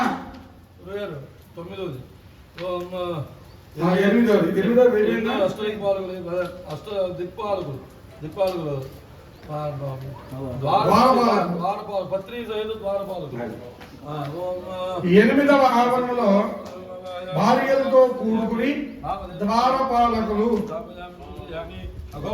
పత్ని సహిత ద్వారపాలకులు. ఒక్కొక్క ద్వారంలో 2 చొప్పున ఉంటూ ఉంటారు. 4 ద్వారాలు, 8 తలుపులు, తలుపుకి 2, 16 మంది. మీరు లెక్కేసుకుంటే చాలా విధంగా మీరే చెప్పేస్తారు. ఆ తలుపుకి 2, ఈ తలుపుకి 2. ఇవన్నీ లెక్కేసుకుంటే మొత్తం వచ్చిన సంఖ్య ఎంతో మీరు నాకు చెప్పేస్తారు ఆటోమేటిక్ గా. అలాంటి ద్వారపాలకులను కూడా 8వ ఆవరణలో అర్చించుకుని వాళ్ళ పర్మిషన్ తీసుకుని వాళ్ళ అనుగ్రహాన్ని పొంది 9వ ఆవరణలోకి వెళ్తే 5 చొప్పున 5 ప్లేసెస్ లో ఉంటారు. వీళ్ళు ఏం చేస్తారండి? ఈశ్వరుడికి 5 ముఖాలు, ఒక్కొక్క ముఖానికి సంబంధించిన ఒక నామం, ఆ నామానికి సంబంధించిన దేవత. ఆ దేవతలే పంచ బ్రహ్మలు అంటారు. ఈ పంచ బ్రహ్మలు అంటే 5 చోట్ల అంటే 25 మంది. సద్యోజాత, వామదేవ, అఘోర, తత్పురుష, ఈశాన అనే పేర్లతో 5. 4 దిక్కులకి 4 ముఖాలు, ఊర్ధ్వముఖం 1, 5 ముఖాలు. పశుపతినాథులో చూస్తే మనకి ఈశ్వరుడు 5 ముఖాలతో కనిపిస్తాడు. అదే పేర్లు ఇక్కడ ఉన్నాయి చూడండి. గంధం 4 బొట్లు పెట్టి 1 సింధూరం బొట్టు పెట్టారు. అవి 5 చోట్ల ఉంటాయి. ఒక చోట బారుగా ఉంటాయి ఈశ్వరుడు శిరస్సు పైన. మీకు 4 కనిపిస్తూ ఉంటాయి. 5వది ఇక్కడ ఉంటుంది. ఈశ్వరుడికి వెనకాలగా మారేడు దళం ఉంది, అక్కడ ఉంటాయి. ఇవి 25 శివలింగాలు, 25 మంది బ్రహ్మలు, పంచబ్రహ్మలు అనే పేరుతో ఉంటారు. వీళ్ళైదుగురు కూడా చాలా గొప్ప. లోపలికి వెళ్ళే కొద్దీ అంటే శివుడికి సత్యుగంలో ఉండేవాళ్ళు ఇంకా ఇంకా పుణ్యాత్ములు, అంతే కదా. దగ్గరికి వెళ్ళే కొద్దీ వాళ్ళకి ఇంకా ఎక్కువ పుణ్యం ఉందని అర్థం. వీళ్ళు మరి ఏం చేశారో, ఆయన దగ్గరికి ఏం సంపాదించారో, మరి ఆయన్ని ఎలా ప్రసన్నం చేసుకున్నారో, మనకి తెలియదు. కానీ ఈ 5గురు వారి వారి నామాలతో, వారికి సంబంధించిన మంత్రాలతో శివుడిని అర్చిస్తూ ఉంటాం. శివుడికి పూజ చేయాలంటే 16 ఉపచారాలు. ఈ 16 ఉపచారాలు వారి వారి నామ మంత్రములతోనే అర్చిస్తాం ఈశ్వరుని. అంత గొప్ప సదవకాశాన్ని వాళ్ళు పొందగలిగారు. మనం కూడా అలాంటి అవకాశం పొందడం కోసం 9వ ఆవరణలో వాళ్ళకి నమస్కరించి వాళ్ళ అనుగ్రహాన్ని పొంది 10వ ఆవరణలోకి వెళ్ళబోతున్నాం. దాని గురించి మాట్లాడుతున్నారు. దశమావరణే అష్టగణపతయః, అష్టదిగ్గజాః, అష్టసిద్ధయః, అష్టశక్తయః, అష్టమాతృకాః, అష్టవసవః, అష్టభైరవాః ఆవాహ్య 7 చోట్ల 8 మంది చప్పున అష్టభైరవులు, అష్టగణపతులు, అష్టశక్తులు, అష్టమాతృకలు ఇలాంటి పేరుతో ఒక్కొక్క 8 మంది చప్పున ఉంటారు. ఇదిగో 4 మూలల 4 క్రాస్గా 8 చప్పున కనిపిస్తాయి. ఇవి 4. ఆ తర్వాత ఇక్కడ ఉభయ పార్శ్వాల్లోనూ 8 చప్పున ఉంటాయి. ఈ 8కి పైన 8, అక్కడ ఒక 8, ఇది 7 ఉంటాయి. తర్వాత ఈ దగ్గర లెక్క పెట్టమాక ఇక్కడ ఇక్కడ ఉన్నాయి 2, ఈ మూల ఆ మూల ఉన్నాయి 1 2 3 4 అది లెక్క 4 పక్కల 4, నా కింద 3. సరే అది లెక్క పెట్టు. ఇది ఈ మూల 8 ఉంటాయి చూడు, ఇవి 7 ఉంటాయి. ఇవి తర్వాత 2 8 తీసుకు, ఆ తర్వాత ఈ 8 తీసుకు. దీంట్లో మొదటి 8 అష్టగణపతులు అనే పేరుతో ఉన్నారు. వాళ్ళ నామాలకు మనం అష్టగణపతుల నామాలు చెప్తారు, శ్రద్ధగా వినండి. ఓం భద్రం కర్ణే విష్ణుయామ దేవాః భద్రం పశ్యేమాక్షరగీత్రాః శరీరంగైస్తుష్టమేకవశస్తనభిః విషయమదేవై సంగతాయుః. వీరభద్రాయ నమః. శివాయ వీరభద్రం రజమానాయాం స్థాపయామి పూజయామి. తత్పురుషాయ విద్మహే వక్రతుండాయ ధీమహి తన్నో దంతిః ప్రచోదయాత్. ఓం తత్పురుషాయ విద్మహే చక్రతుండాయ ధీమహి తన్నో నందిః ప్రచోదయాత్. ద్వితీయలింగే నందీశ్వరమావాహయామి స్థాపయామి పూజయామి. శివాయ నందీశ్వరం వరశోమావాహయామి స్థాపయామి పూజయామి. నమోస్తు సత్వేభ్యో జయదేవ పృథివీమనో ఏ అంతరిక్షేయ దివ్యేభ్యః సర్వేభ్యో నమః. సుబ్రహ్మణ్యాయ నమః. నమః శివాయ సుబ్రహ్మణ్యం వరశోమావాహయామి స్థాపయామి పూజయామి. ఓం దుర్గాయై నమః. నమః శివాయ దుర్గాం వరశోమావాహయామి స్థాపయామి పూజయామి. ఓం మహాకాళాయ నమః. నమః శివాయ మహాకాళం వరశోమావాహయామి స్థాపయామి పూజయామి. ఓం తత్పురుషాయ విద్మహే మహాసేనాయ ధీమహి షణ్ముఖాయ నమః. నమః శివాయ షణ్ముఖం వరశోమావాహయామి స్థాపయామి పూజయామి. హే అష్టగణపతయః ప్రార్థనపూర్వక నమస్కారం సమర్పయామి.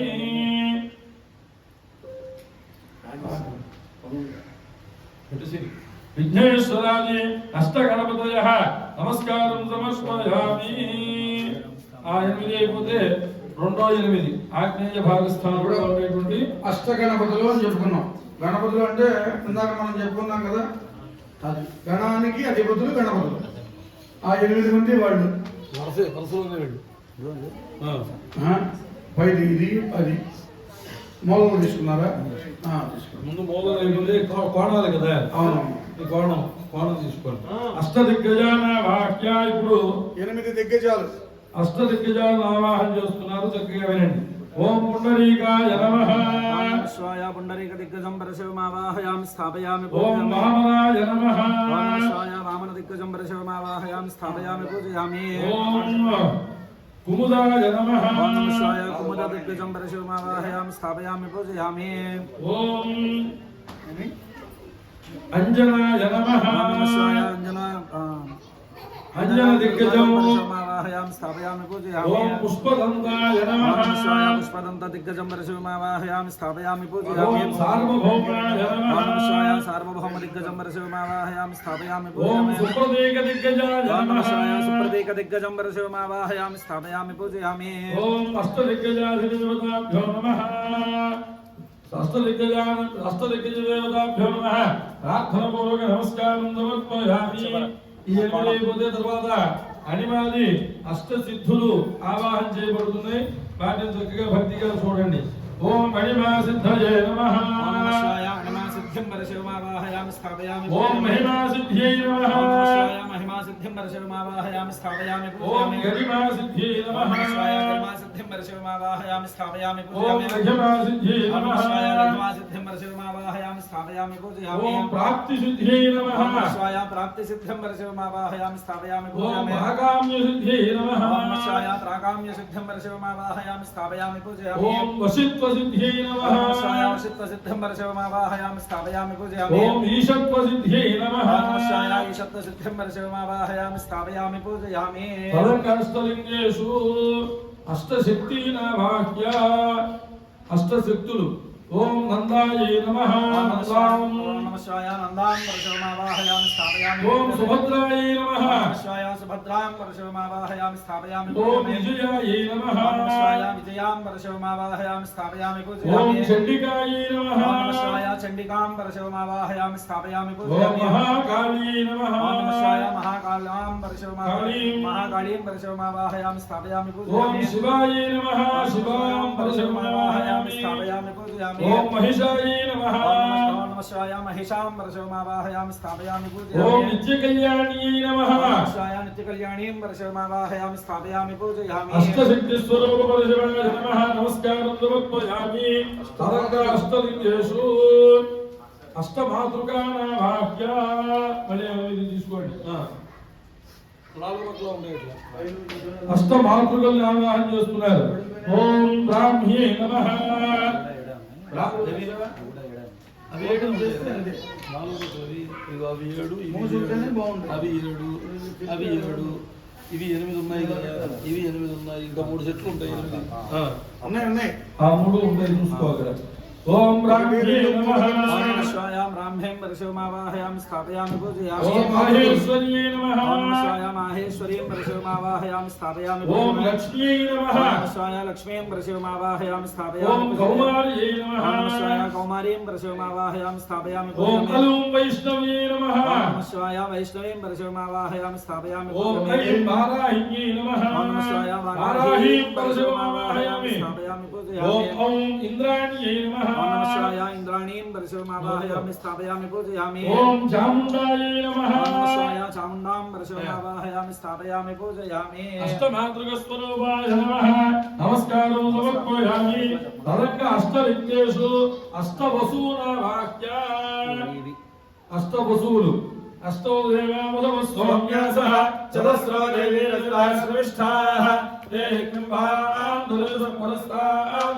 సంవత్సరేణ స్వస్తి ఓం వరుణాయ నమః नमस्वाय వరుణం పరశుమావాహయామి स्थापयामि पूजयामि ఓం వృషభాయ నమః नमस्वाय वृषभं परशुमावाहयामि स्थापयामि पूजयामि ఓం మహుషాయ నమః नमस्वाय नहुषां परशुमावाहयामि स्थापयामि पूजयामि ఓం జయాయ నమః नमस्वाय जयां परशुमावाहयामि स्थापयामि पूजयामि ఓం విజయాయ నమః नमस्वाय विजयां परशुमावाहयामि स्थापयाమి पूजयामि ఓం విష్ణవే నమః नमस्वाय विष्णुं परशुमावाहयामि स्थापयामि पूजयामि ఓం విష్ణవే నమః ప్రభావసవే నమః नमस्वाय प्रभावसवं परशुमावाहयामि स्थापयामि पूजयामि అష్టవసు స్వరూప పరశురాయ నమః ప్రార్థనపూర్వక నమస్కారం సమర్పయామి ఆ 8 అష్టవసువుల్ని ఆవాహన చేశారు. తర్వాత అష్టభైరవాణ వాక్య ఇందాక ఉండేటువంటి భైరవులు వేరు, ఈ భైరవులు వేరు. మళ్ళీ ఇక్కడ సమీపంలో ఉండేటువంటి అష్టభైరవులు వేద నామాలతో ఆవాహన చేస్తారు. చక్కగా వినండి. ఓం దిగంబరాయ విద్మహే అసితాంగ భైరవాయ ధీమహి ఓం అసితాంగ భైరవాయ నమః. नमस्वाय असितांग అష్టాంగభైరవం వృషభమావాహయామి స్థాపయామి పూజయామి ఓం రురుభైరవాయ నమః ఓం నమః శివాయ రురుభైరవం వృషభమావాహయామి స్థాపయామి పూజయామి ఓం చండభైరవాయ నమః ఓం నమః శివాయ చండభైరవం వృషభమావాహయామి స్థాపయామి పూజయామి ఓం క్రోధనభైరవాయ నమః ఓం నమః శివాయ క్రోధనభైరవం వృషభమావాహయామి స్థాపయామి పూజయామి ఓం ఉన్మత్తభైరవాయ నమః ఓం నమః శివాయ ఉన్మత్తభైరవం వృషభమావాహయామి స్థాపయామి పూజయామి ఓం కపాలభైరవాయ నమః ఓం నమః శివాయ కపాలభైరవం వృషభమావాహయామి స్థాపయామి పూజయామి ఓం భీషణభైరవాయ నమః ఓం నమః శివాయ భీషణభైరవం వృషభమావాహయామి స్థాపయామి పూజయామి ఓం సంహారభైరవాయ నమః ఓం నమః శివాయ సంహారభైరవం వృషభమావాహయామి స్థాపయామి పూజయామి అష్టభైరవాయ నమః ప్రార్థనపూర్వక నమస్కారం సమర్పయామి. ఈ దశమావరణం చాలా విశేషమైంది. ఎందుకంటే ఒక ఆవరణలోనే అనేక మంది శివగణాధికులు ఉన్నారు. 7 ప్రాంతాల్లో 7 గణాలు ఉన్నాయి. ఏమిటా 7? మొట్టమొదటి అష్ట గణపతులు, రెండోది అష్ట దిగ్గజాలు, మూడోది అష్ట సిద్ధులు, నాలుగోది అష్ట శక్తులు, ఐదోది అష్ట మాతృకలు, అలాగే ఆరోది అష్ట వసువులు, ఏడోది అష్ట భైరవులు. అంటే ఒక 10వ ఆవరణలోనే 7 ప్రదేశాల్లో 7 గణాలను పూజ చేయడం. ఇది చాలా విశేషమైనటువంటి ఆవరణ. అంటే వారు చెప్పినట్టుగా ఒకే ఆవరణలోకి వెళ్ళి వాళ్ళ పర్మిషన్స్ తీసుకుని నెక్స్ట్ స్టెప్ లో మనం తర్వాత చోటుకి వెళ్ళాలి అంటే ఇక్కడ ఒక చోటే 7 × 8 ఎంతైంది? 56 మంది దేవతలు ఇక్కడ ఒకే చోట ఉన్నారు. వాళ్ళు ఎటువంటి వాళ్ళు? సామాన్యుల అష్ట గణపతులు, అష్ట శక్తులు. ఒక్కొక్కరిని వశం చేసుకోవడం అంటే అది సామాన్యమైన విషయం కాదు. వీటన్నిటికీ కంటే కూడా ఫైనల్ ఎవరు ఉన్నారు? అష్ట భైరవులు.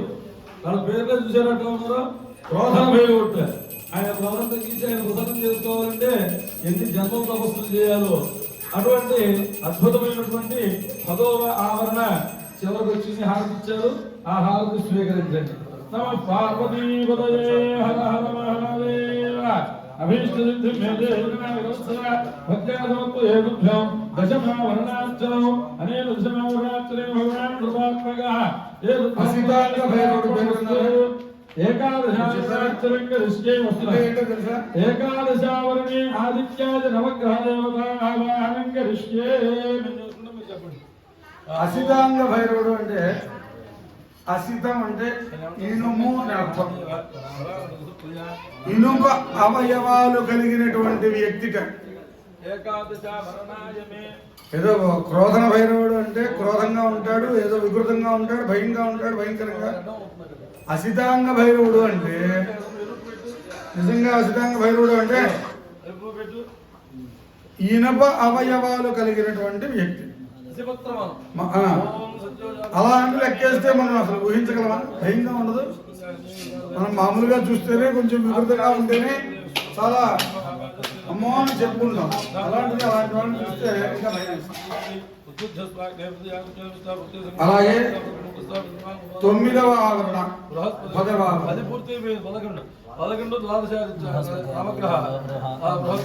11వ ఆవరణలోకి మనం వచ్చాం. ఈ 11వ ఆవరణ చాలా మనందరికీ ముఖ్యమైనది. ఎందుకని? ఎవరిని పూజిస్తున్నారు? ఆదిత్యాది నవగ్రహాలను పూజిస్తున్నారు. మనం పుట్టిన సమయాన్ని బట్టి, మన నక్షత్ర రాశులను బట్టి, వారి వారి స్థానాల్లో వాళ్ళు ఉండి మనల్ని పాలిస్తారు.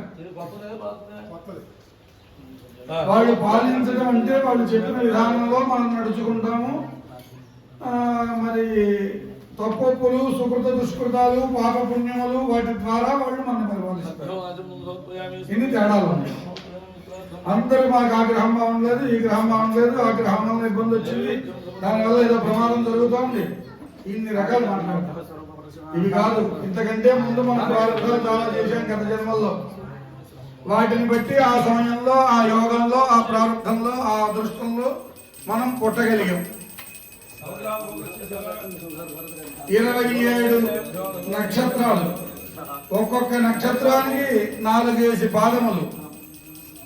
వీటిని డివైడెడ్ బై 9 9గా చీలిస్తే 12 9 100 8 12 9 108. మరి ఈ 108 అంటే 12 రాశుల్లో 9 ఒక్కొక్క పాదాన్ని నిక్షిప్తం చేశారు. ఈ రాశుల్లో జన్మించడం అంతేకాదు, ఆ రాశికి సంబంధించిన సమయం ప్రతిరోజు 24 గంటలు. 12 రాశులు, ఒక్కొక్క రాశికి 2 గంటల సమయం. వాటినే లగ్నం అంటాం. ఏమన్నా ఇవేరా బాగానే ఉన్నా. ఎవరున్నారు అంటే ఇందాక మనం 10వ ఆవరణ చాలా విశేషమైందని చెప్పుకున్నాం కదా, అలాగే 12వ ఆవరణ కూడా చాలా విశేషమైంది. ఎందుకంటే దీంతో సప్త సంఖ్యాకమైనటువంటి 4 ప్రదేశాల్లో 4 ఏళ్ళు 28 మంది దేవతల్ని ఆవాహన చేయబోతూ ఉన్నాం. దాంట్లో ఎవరెవరున్నారు చూపించండి. ఆ మొదటి 7 సప్త పర్వతాలు, సప్త నదులు, సప్త ఋషులు, సప్త సాగరాలు. నదులు, సాగరాలు, పర్వతాలు, ఋషులు ఇంతమందిని ఈ 12వ ఆవరణలో మనం ఇప్పుడు ఆవాహన చేయబోతూ ఉన్నాం. దాని గురించి గురుగారు చెప్తారు, శ్రద్ధగా వినండి. ఈ నామాలు కూడా వినండి. సప్త అలా విభజించినటువంటి మన 12 రాశులు, 12 లగ్నములు, ఆ లగ్నాల్లో జన్మించటం, ఆ జన్మించినప్పుడు మనం తెచ్చుకునేటువంటి సుకృత దుష్కృతాలు, ఈ సుకృత దుష్కృతాలతో మనం పుడతాం కనుక వాటిని బట్టి ఆ నవగ్రహాలు మనని పరిపాలిస్తాయి. ఆ నవగ్రహాలే 11వ ఆవరణలో ఉన్నాయి. వాటి అనుగ్రహం పొందడం కోసం ఆ ఆవరణలో వాళ్ళని అర్చించాం. ఇప్పుడు 12వ ఆవరణలోకి వెళ్ళాం. 12వ ఆవరణలో 4 మూలలో ఉండేవి మీకు చెప్పారు. అందులో మొదటిది సప్త పర్వతాలు. మొదటిది 7 రకముల పర్వతాలు భూమండలం మీద చాలా గొప్పగా ఉన్నాయి. ఆ పేర్లు చెప్తారు, వినండి. ఓం హిమవతే నమః. हेमंत पर्वतं परशुमावाहयामि स्थापयामि पूजयामि. ఓం నిషధ పర్వతాయ నమః. निषध पर्वतं परशुमावाहयामि स्थापयामि पूजयामि. ఓం వింధ్య పర్వతాయ నమః. विंध्य पर्वतं परशुमावाहयामि स्थापयामि पूजयामि. ఓం హార్యవత్ పర్వతాయ నమః. आर्यवत् पर्वतं परशुमावाहयामि स्थापयामि पूजयामि. ఓం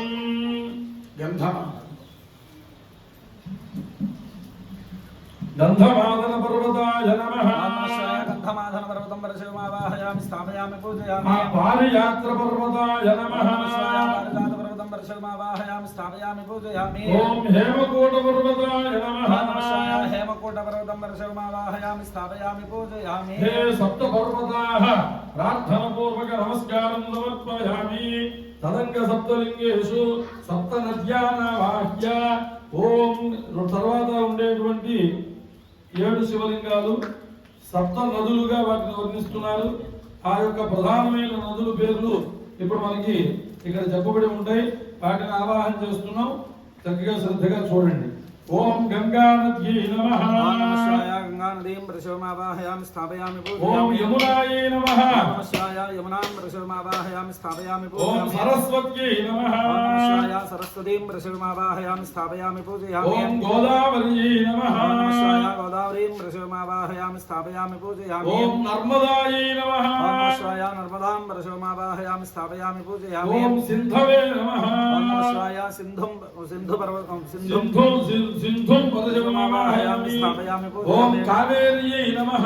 నమస్కాయ కావేరీం ప్రశోమావాహయామి స్థాపయామి పూజయామి. హే సప్తనద్యై నమః. ప్రార్థన పూర్వక నమస్కారం సమర్పయామి. తదంగ సప్తలింగేషు సప్త ఋషీనావాహ్య. సప్త నదుల ఆవాహన పూర్తయింది. ఇప్పుడు సప్త ఋషుల్ని ఆవాహన చేయడం జరుగుతోంది. కశ్యపోత్రి భరద్వాజ విశ్వామిత్రోథ గౌతమః వశిష్ఠో యమదగ్నిశ్చ సప్తైతే ఋషయస్తథా. సప్త ఋషులు చక్కగా వాళ్ళకి నమస్కారం చేయండి.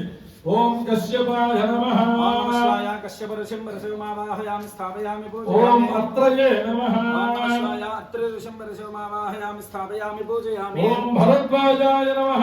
నమస్కాయ భరద్వాజ ఋషిం ప్రశోమావాహయామి స్థాపయామి పూజయామి. ఓం విశ్వామిత్ర ఋషయే నమః. నమస్కాయ విశ్వామిత్ర ఋషిం ప్రశోమావాహయామి స్థాపయామి పూజయామి. ఓం గౌతమ ఋషయే నమః. నమస్కాయ గౌతమ ఋషిం ప్రశోమావాహయామి స్థాపయామి పూజయామి. वसिष्ठ ऋषये नमः। ओम नमः शिवाय वसिष्ठ ऋषिं परशुरामावाहयामि स्थापयामि पूजयामि। ओम जमदग्नि ऋषये नमः। ओम नमः शिवाय जमदग्नि ऋषिं परशुरामावाहयामि स्थापयामि पूजयामि। हे सप्त ऋषयः प्रार्थनापूर्वक नमस्कारं समर्पयामि।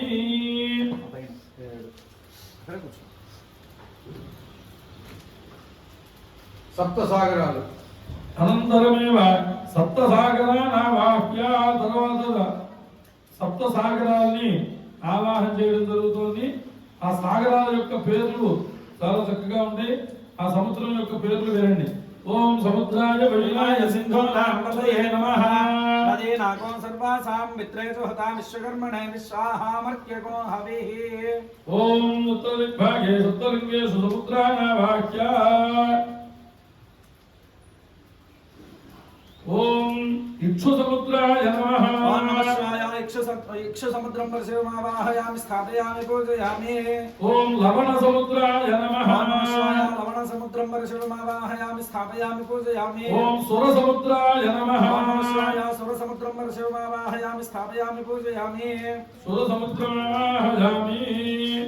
ఓం సర్పి సముద్రాయ నమః. ఓం నమః శివాయ సర్పి సముద్రం పరిశురామావాహయామి స్థాపయామి పూజయామి. ఓం దధి సముద్రాయ నమః. ఓం నమః శివాయ దధి సముద్రం పరిశురామావాహయామి స్థాపయామి పూజయామి. ఓం క్షీరసాగరాయ నమః. ఓం నమః శివాయ క్షీరసాగరం పరిశురామావాహయామి స్థాపయామి ఓం పూజయామి. శుద్ధోదక సాగరాయ నమః. ఓం నమః శివాయ శుద్ధోదక సాగరం పరిశురామావాహయామి స్థాపయామి పూజయామి. సప్త సాగర దేవతాభ్యో నమః నమస్కారం సమర్పయామి. హే సప్త సాగరాః సప్త నద్యాః సప్త ఋషయః సప్త పర్వతాః యథాశక్తి అర్చనం కరిష్యే. భూమండలం మీద అనేక పర్వతాలు ఉన్నాయి. మనం ఎటైనా వెళ్తుంటే కనిపిస్తూ ఉంటాయి. వాటిలో ప్రత్యేకంగా ఒక 7 పర్వతాలకి ప్రత్యేకం ఉంది. అవే ఇప్పుడు మనం చెప్పుకున్నది పాదయాత్ర పర్వతం, విద్యా పర్వతం, మాల్యావత పర్వతం, మాల్యాద్రి అంటారు దాన్ని. మాల్యావత పర్వతం ఎందుకు వీటికి ప్రత్యేకత అంటే వాటి మీద ప్రత్యేకమైన ఔషధులు, వాటి మీద ప్రత్యేకమైన మూలికలు కలిగిన వృక్షాలు, ఔషధులు వాటి మీద ఆవిర్భవించినాయి. అందుకని వాటికి ప్రత్యేకమైనటువంటి వాళ్ళందరూ కూడా ఒక గంధర్వులు. ఆ గంధర్వులు పర్వత రూపంలో శాపవశాత్తు నివసిస్తూ ఉన్నారు. వాళ్ళకి పూర్వం రెక్కలు కూడా ఉండేవి. ఇంద్రుడు వజ్ర ఖడ్గంతో ఆ రెక్కల్ని ఛేదించడం ద్వారా వాళ్ళు స్థిరంగా ఒక చోట ఉండిపోవాల్సి వచ్చింది. కొంతకాలం గడిచిన తర్వాత వాళ్ళకి ఆ శాప విముక్తి అయ్యి మరలు తిరిగి వాళ్ళు ఆ గంధర్వ రూపాన్ని పొందుతారు అని మనకి పురాణాల్లో చెప్తూ ఉంటారు. అలాగే సప్త ఋషుల్లో పెళ్ళైన ప్రతి వాళ్ళకి అరుంధతి చూపిస్తానని తీసుకెళ్లి చూపిస్తూ ఉంటారు. ఈ సప్త ఋషులు అరుంధతి, ఈ సప్త ఋషి మండలం అని మనకి ఆకాశంలో 7 మన నక్షత్రాలు, 7 నక్షత్రాలు ఒక కూటమిగా ఉండి దానికి పూర్తిగా పక్కగా వీటికంటే తక్కువ కాంతితో అరుంధతి నక్షత్రం ఉంటుంది. ఆ అరుంధతి నక్షత్రాన్ని ఆవిడ మహాపతివ్రత. అలా పాతివ్రత్యంగా జీవించాలి అనేటువంటి ఉద్దేశ్యంతో, ఈ ఋషుల అనుగ్రహాన్ని పొందాలనే ఉద్దేశ్యంతో ఆ సందర్భంలో అది చూపించడం జరుగుతుంది. కానీ ఇవాళ మన వాళ్ళు దాన్ని కొంచెం సరదాగా తీసుకుని అరుంధతి ఒకటి ఆమె చూపిస్తాడు, మిగతా చుట్టూ ఎవడు చూపిస్తుంది అని ఏదో ఒక చిరోక్తిగా వాడుకుంటున్నారు. అది వేరే విషయం. కానీ అరుంధతిని చూసే ఉద్దేశాన్ని మర్చిపోకూడదని మననం చేసుకుంటున్నాం మనం. ఆ అరుంధతి పతివ్రత చాలా గొప్ప పతివ్రతగా మిగిలిపోయింది ఆవిడ. కనుక అలాంటి పాతివ్రత్యంగా వీళ్ళు కూడా నివసించాలి, జీవించాలి అనే ఉద్దేశం వాళ్ళని మనం చూపిస్తాం. అలాంటి పర్వతములు, అలాంటి నదులు, అలాంటి సప్త సముద్రాలతో 12వ ఆవరణను పూర్తి చేసుకుని ముందుకు వచ్చాం. 13వ ఆవరణలో ఇక్కడ షట్తారకులు, మనం పంచాక్షరి ఉపాసన అని చెప్పని వింటూ ఉంటాం, అంటూ ఉంటాం.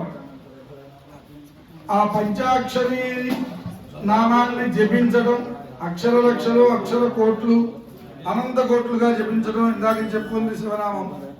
అది చేస్తేనే ఆ శక్తియుక్తులు మనకి లభ్యపడతాయి అక్కడికి వెళ్ళడానికి. అలాంటివి దానికి మరొక బీజాక్షరాన్ని సమకూరిస్తే షడక్షరీ మహామంత్రం, అదే ఓంకారం. ఆ ఓంకారంతో ఆ మంత్రాన్ని సంబంధించిన 6 అక్షరాలకి 6 దేవతలు.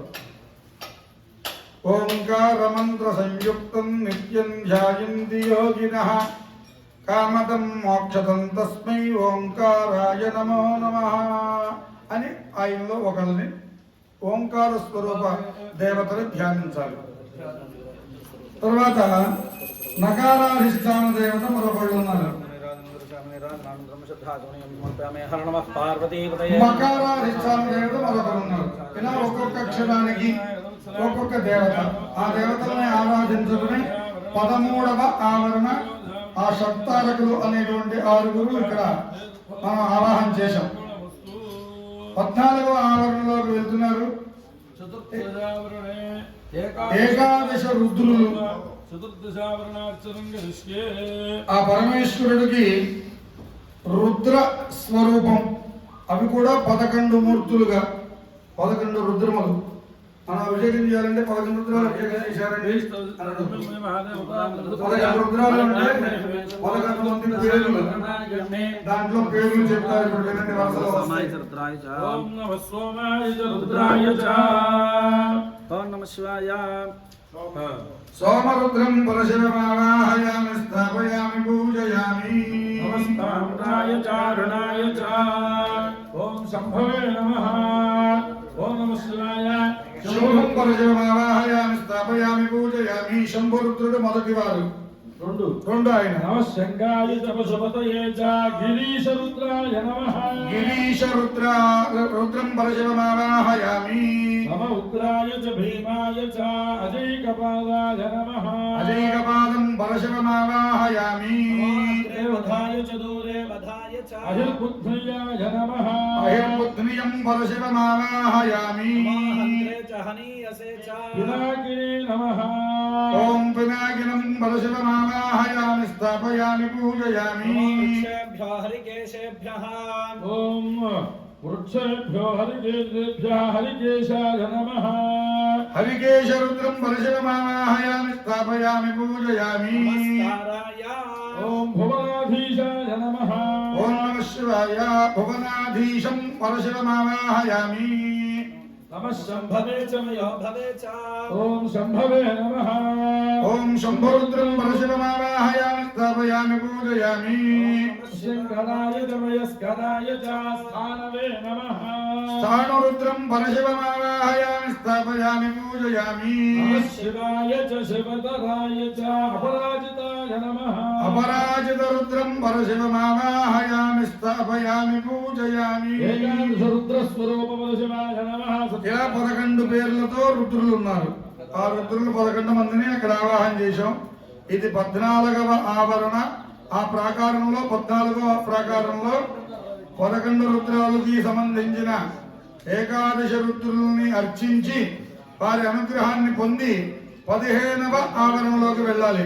మొత్తం ఎన్ని ఆవరణలు ఉన్నాయి మనకి? 16లో ఎన్ని పూర్తయినాయి? ఇంతకు ముందు 13వ ఆవరణలో మనం ఏం చేసి వచ్చాము?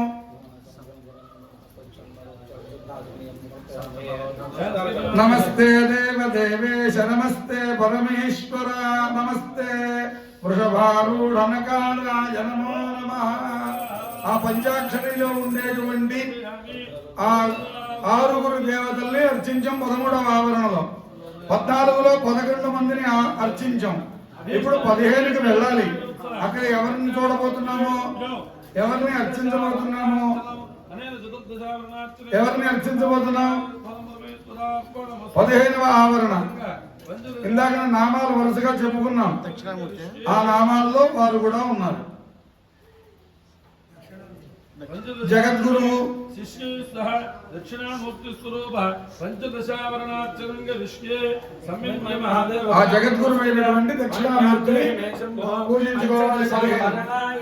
అంటే ఎంతమంది దగ్గర తిరిగినా ఎన్ని చేసినా అజ్ఞానాంజన శలాకయ చక్షురున్మీలితం తస్మై శ్రీ గురువే నమః. అజ్ఞానం అనేటువంటి చీకటిని పోగొట్టాలన్నా, జ్ఞానం అనేటువంటి దీపాన్ని వెలిగించాలన్నా ఒక్క గురువు గారికే సాధ్యం.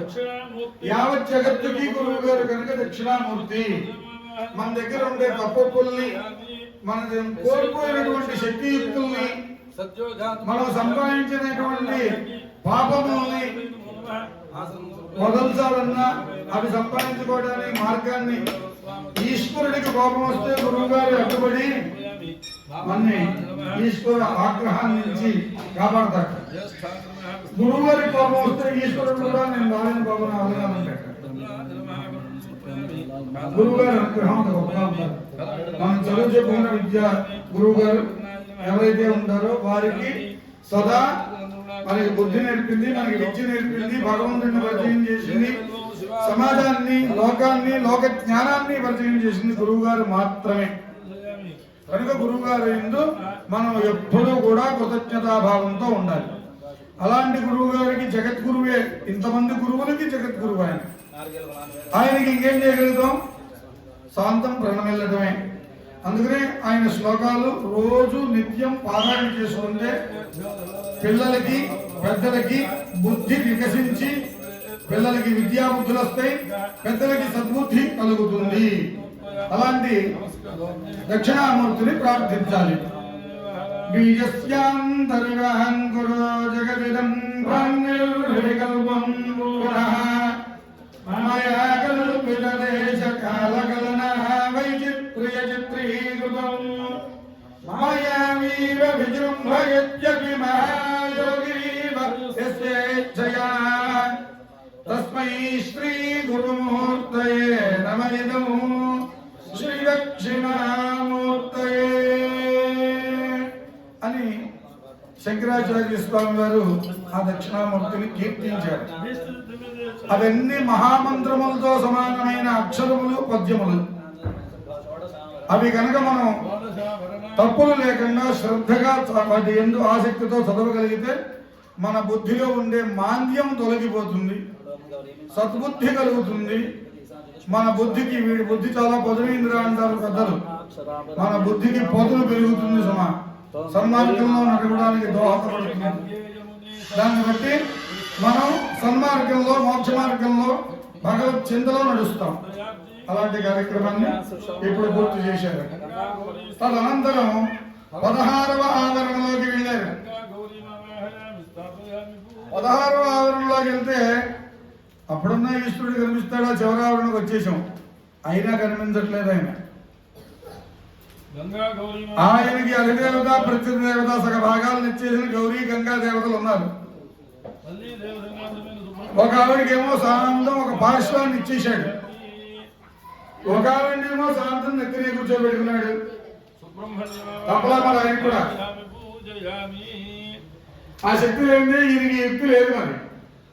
అందుచేత అలాంటి గంగా గౌరీ దేవతల్ని ఇరువురిని ఉభయ పార్శ్వముల యందు ప్రతిష్ఠింపజేసి ఆ 15వ ఆవరణలో వాళ్ళ అనుగ్రహాన్ని పొందబోతూ ఉన్నాం. 16వ ఆవరణలో సుబ్రహ్మణ్యేశ్వర సహిత గంగా గౌరీ అక్కడే గౌరీ గర్భోద్భవుడు అయినటువంటి సుబ్రహ్మణ్యేశ్వరుడు కూడా మన అభీష్టం కోసం ఆయన్ని కూడా ఈశ్వరుడి దగ్గర ప్రతిష్ఠింప చేసి అర్చన చేస్తున్నాం.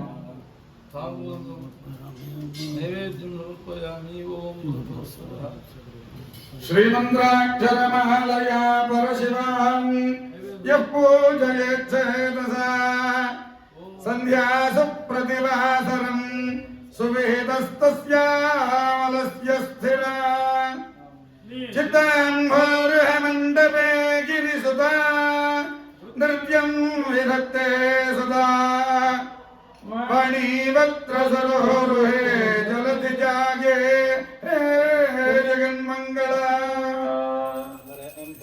అమ్మవారిని ఆ రకంగా ప్రార్థించి 16వ ఆవరణ పూర్తి చేసుకుంటే ఆ అమ్మవారి అనుగ్రహంతో పార్వతీపతే హర హర మహాదేవ హర తత్పురుషాయ మహాదేవాయ ధీమహి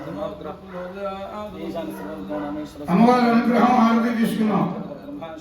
ఆ అమ్మవారి అనుగ్రహంతో మనకి అభీష్ట సిద్ధి కలగబోతోంది.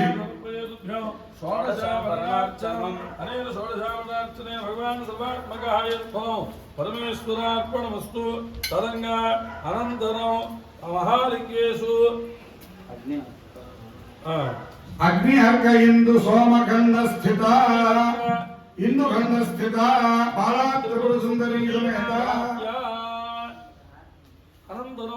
ఇక్కడ ఈశ్వరుడు చాలా గొప్పగా కనిపిస్తూ ఉన్నాడు. మన ఆయన గంగా గౌరీ అనుగ్రహంతో ముందుకు వచ్చాం.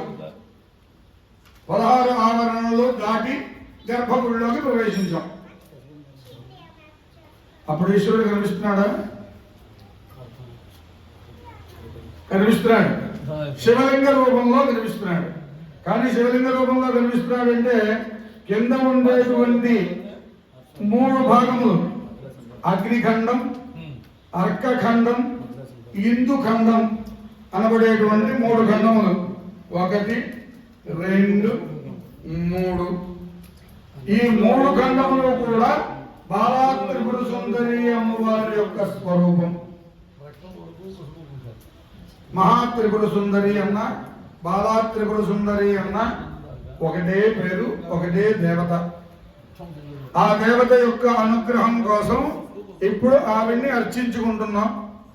హ్రీంకారాసన గర్భితానలశిఖాం సౌక్లీం కళాం బిభ్రతీం సౌవర్ణాం వరధారిణీం వరసుధారుదాం త్రినేత్రోజ్వలాం వందే పుస్తకపాశమంకుశధరాం సర్వోషితాముజ్వలాం త్వాం గౌరీం త్రిపురాం పరాత్పరకళాం శ్రీచక్రజంజారిణీ. ఆ శ్రీచక్ర విహారిణి అయినటువంటి బాలాత్రిపుర సుందరి అమ్మవారి ఆవాహనాది కార్యక్రమాలు జరుగుతున్నాయి. తదనంతరం ఇందాక నుంచి మనం వేచి చూసి కళ్ళు కాయలు కాచిపోయి తిరిగి 16 ప్రాకారములు ఎవరి కోసమైతే వచ్చామో ఆయన యొక్క ప్రసన్నం కైలాసే గమనీయ రత్న ఖచితే కల్పద్రుమూలే స్థితం కర్పూర స్ఫటికేందు సుందరతనం కాత్యాయనీ సేవితం గంగోత్తుంగ తరంగ రంజిత జటాభారం కృపాసాగరం కంఠాలంకృత శేషభూషణమముం మృత్యుంజయం భావయే. ఆ కైలాస నివాసి అయినటువంటి మహామృత్యుంజయ స్వరూపమైనటువంటి పరమేశ్వరుడు మన కళ్ళకి సాక్షాత్కరిస్తూ ఉండగా ఆ శివ మహామంత్రములతో రుద్రాధ్యాయంతో ఆయన్ని ఆవాహన చేస్తూ ఉన్నారు. ఆ ఆవాహనానంతరం సమిష్టిగా 16 ఆవరణలలో ఉండేటువంటి దేవతలందరికీ అర్చనాది క్రియలు జరుగుతాయి. అనంతరం ఒక 5 నిమిషములు విరామం తర్వాత స్వామివారికి అభిషేకము, రుద్ర నమక చమకత, పురుష సూక్త, శ్రీ సూక్తాదులతో స్వామివారికి పంచామృత వివిధ ఫల రసాభిషేకం జరుగుతుంది. అందరూ కూడా ఒక 5 నుంచి 10 నిమిషములు విరామం తర్వాత అక్కడికి వచ్చి ఆ కార్యక్రమాన్ని తిలకించండి. శుభం భూయాతు.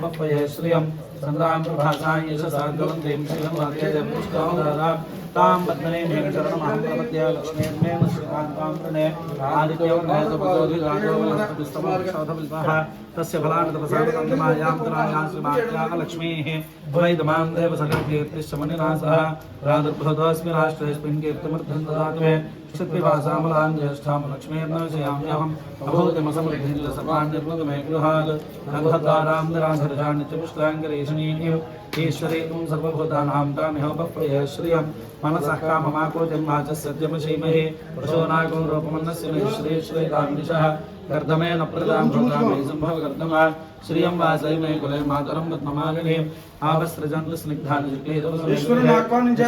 मातरं श्रियं वासै मे कुले आर्द्रां पुष्करणीं पुष्टिं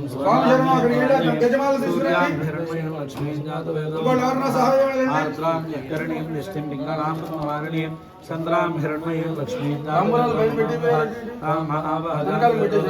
गामिनीं यस्यां हिरण्यं प्रभुगङ्गाविद्येयं महादेव्यै च विद्महे विष्णुपत्न्यै च धीमहि तन्नो लक्ष्मीः प्रचोदयात्।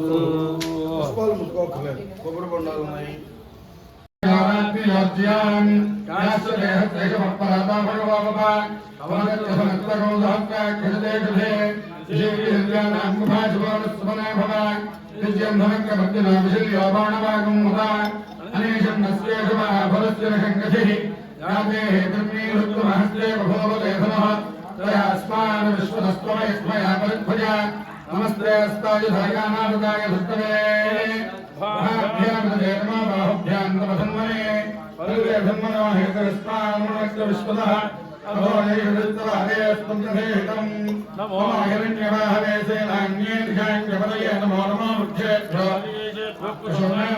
नमो नमः सस्मिञ्जराय प्रियमदेवधीनाम्बदये नमो नमो भुजाय विद्याधनेन्द्राम्बदये नमो नमो पुष्टानाम्बदये नमो नमो भवत्यहेत्येजगदाम्बदये नमो नमो रुद्राय प्रतापिने क्षेत्राणाम्बदये नमो नमः सूदाय हञ्जाय वनानाम्बदये नमो नमो लोहिताय स्तम्भदये दुर्गानाम्बदये नमो नमो मन्त्रिणे राजाय कक्षाणाम्बदये नमो नमो भवन्दये वारवस्कृताय ऊषयाम्बदये नमो नमो उच्चैर्घोटाय कर्णय देवतीनाम्बदये नमो नमः कृत्स्नवेदाय राजेशत्वये नमो नमो निषङ्गिन गिरिधमदेवस्कराणाम्बदये नमो नमो वञ्जदेवदेवस्तारूराम्बदये नमो नमो विजयदेवविजराय हरण्यानाम्बदये नमो नमः स्मराभ्यो पुष्कराम्बदये नमो नमः स्वर्गालकञ्जलभ्यपुरुन्दानाम्बदये नमो नमो विष्णीषणे गिरिन्द्राय गुरुञ्जानाम्बदये नमो नमः युष्मभ्यो सन्नाभ्योश्च नमो नमः आनन्दानेभ्यश्च नमो नमः यक्षभ्यो उदयभ्यश्च नमो नमः यक्षभ्यो दिग्भ्यश्च नमो नमः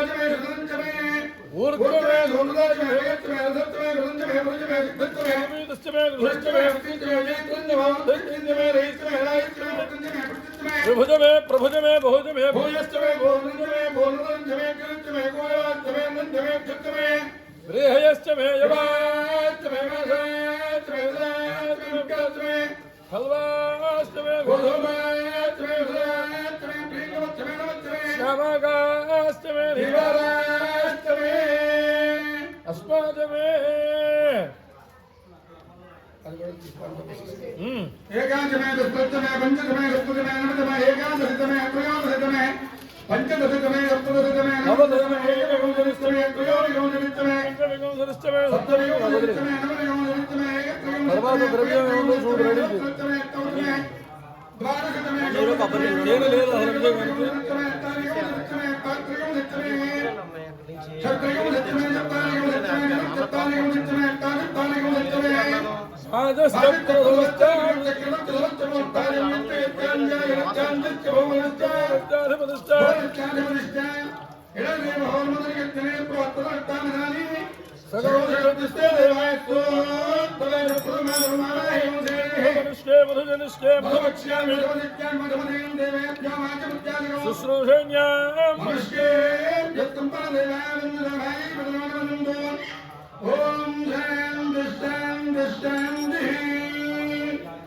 मधुवातार्वायुते मधुक्षरन्ति सिन्धवः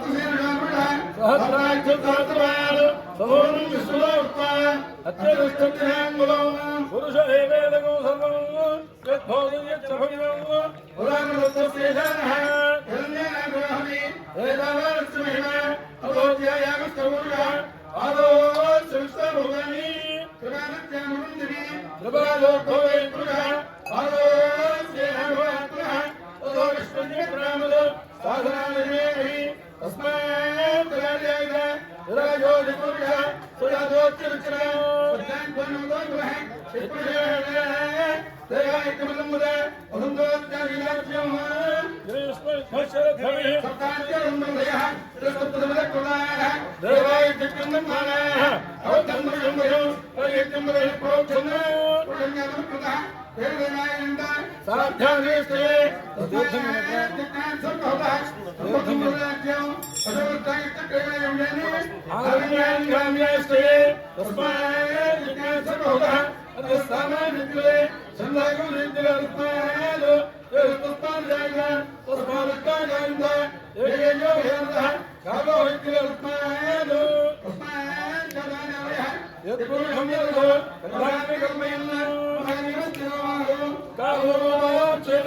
ब्राह्मणस्य मुखमादीन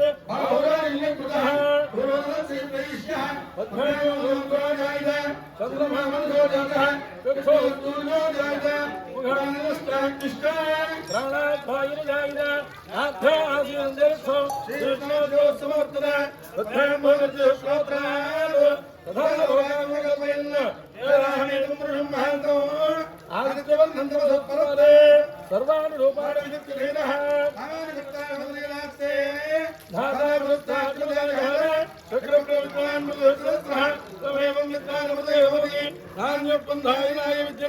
विद्यमानः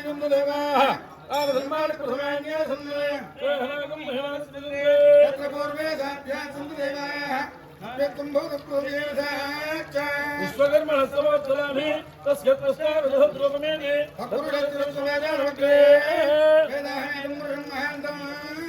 आदित्यवन्दमसो परस्तावे आञ्जपुन्धाविश्वलेनायायमानो बहुधा विजायते मरीचीनां बलविच्छन्ति वेधसः यो देवानां पुरोहितः ब्राह्मे देवाग्रेदो प्रवल्लो तस्य देवा सर्वसे अहोरात्रे पार्श्वे अस्यो यात्तो अमं तच्छञ्जोरावृणीमहे दातो यज्ञपदे स्वस्तिर्माणिकेभ्यः सन्नोऽस्तु ध्रुवे ॐ शान्तिः ब्रह्मस्येवाक्षपर्यन्त्राः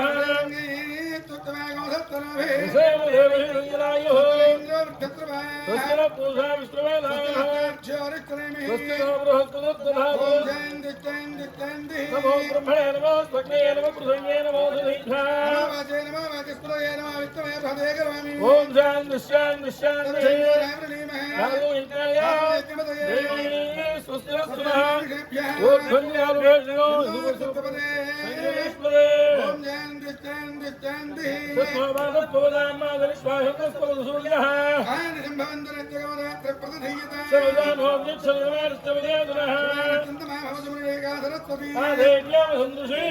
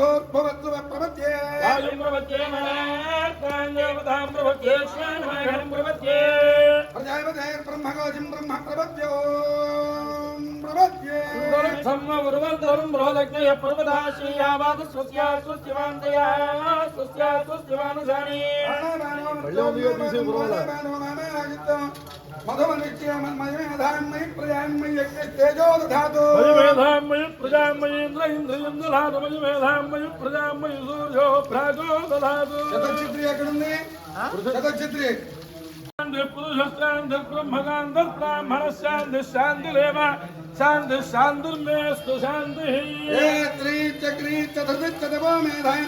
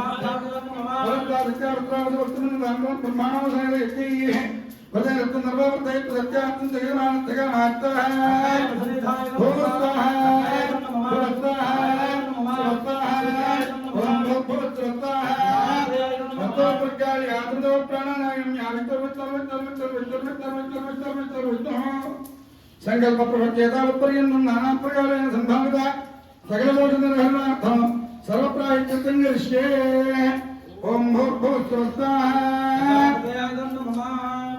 श्री विष्णवे परमात्मने स्वाहा नमः रुद्राय पशुपतये स्वाहा ओम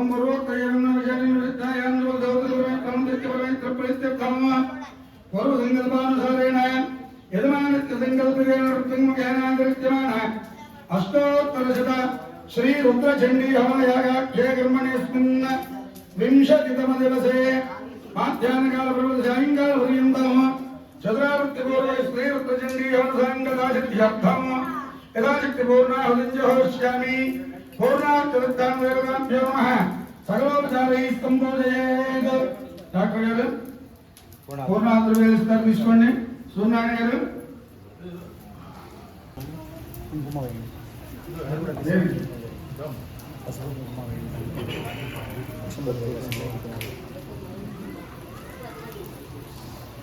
బాబాలు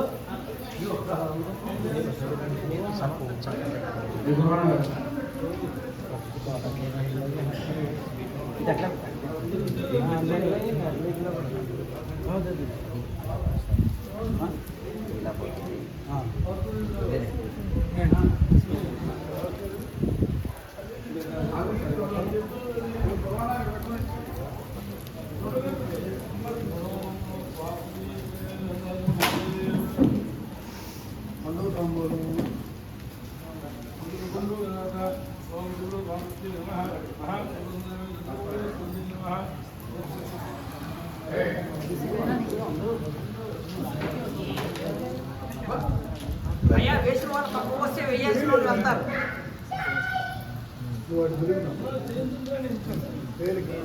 వేసిన వాళ్ళు పక్కన జరగండి శర్మ గారు మీరు సమర్పించండి చేతులతో దాన్ని సమర్పణ చేసిన వాళ్ళు పక్కకు వచ్చి తర్వాత వాళ్ళకి అవకాశం ఇవ్వాలి. అది వాళ్ళదే వాళ్ళు సమర్పిస్తారు. నేను వస్తాను. నమస్కారం చేసి పట్టుకోరా నమస్కారం అవకాశం అందరికీ మనం ఇవ్వాలి. మనమే ఇది చేయాలనుకోకూడదు. అందరికీ అన్ని అవకాశాలు మనం కల్పిస్తూ ఉండాలి.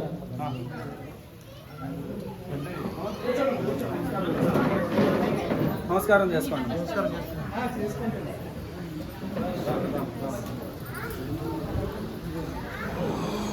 వీటన్నిటికీ నమస్కారం చేసుకోండి. నమస్కారం చేసి ఇటు వచ్చారు.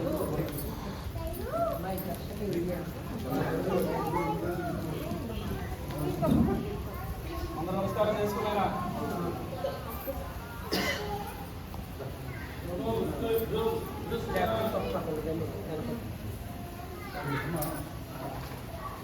అరే హారతి పెట్టమంటాడు ఎవడిగా హారతి పెట్టమంటారు హారతి ఇస్తాడు అడుగు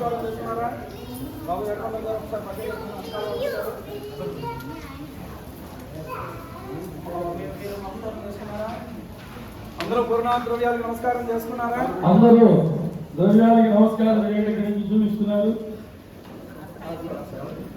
నమస్కారం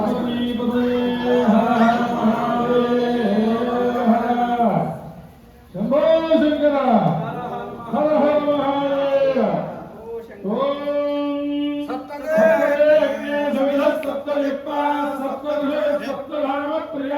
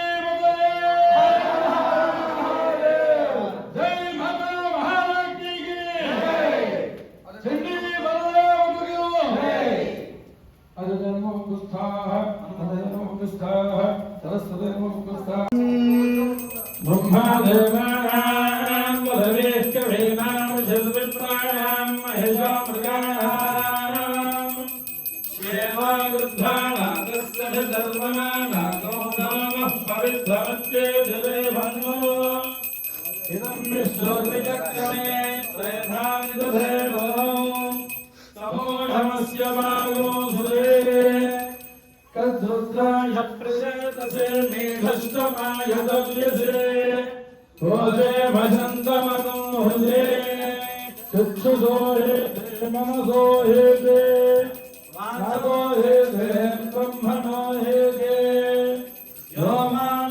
योमाघायलभिदासवी श्रियत्रानिन्दर्शयामि ॐ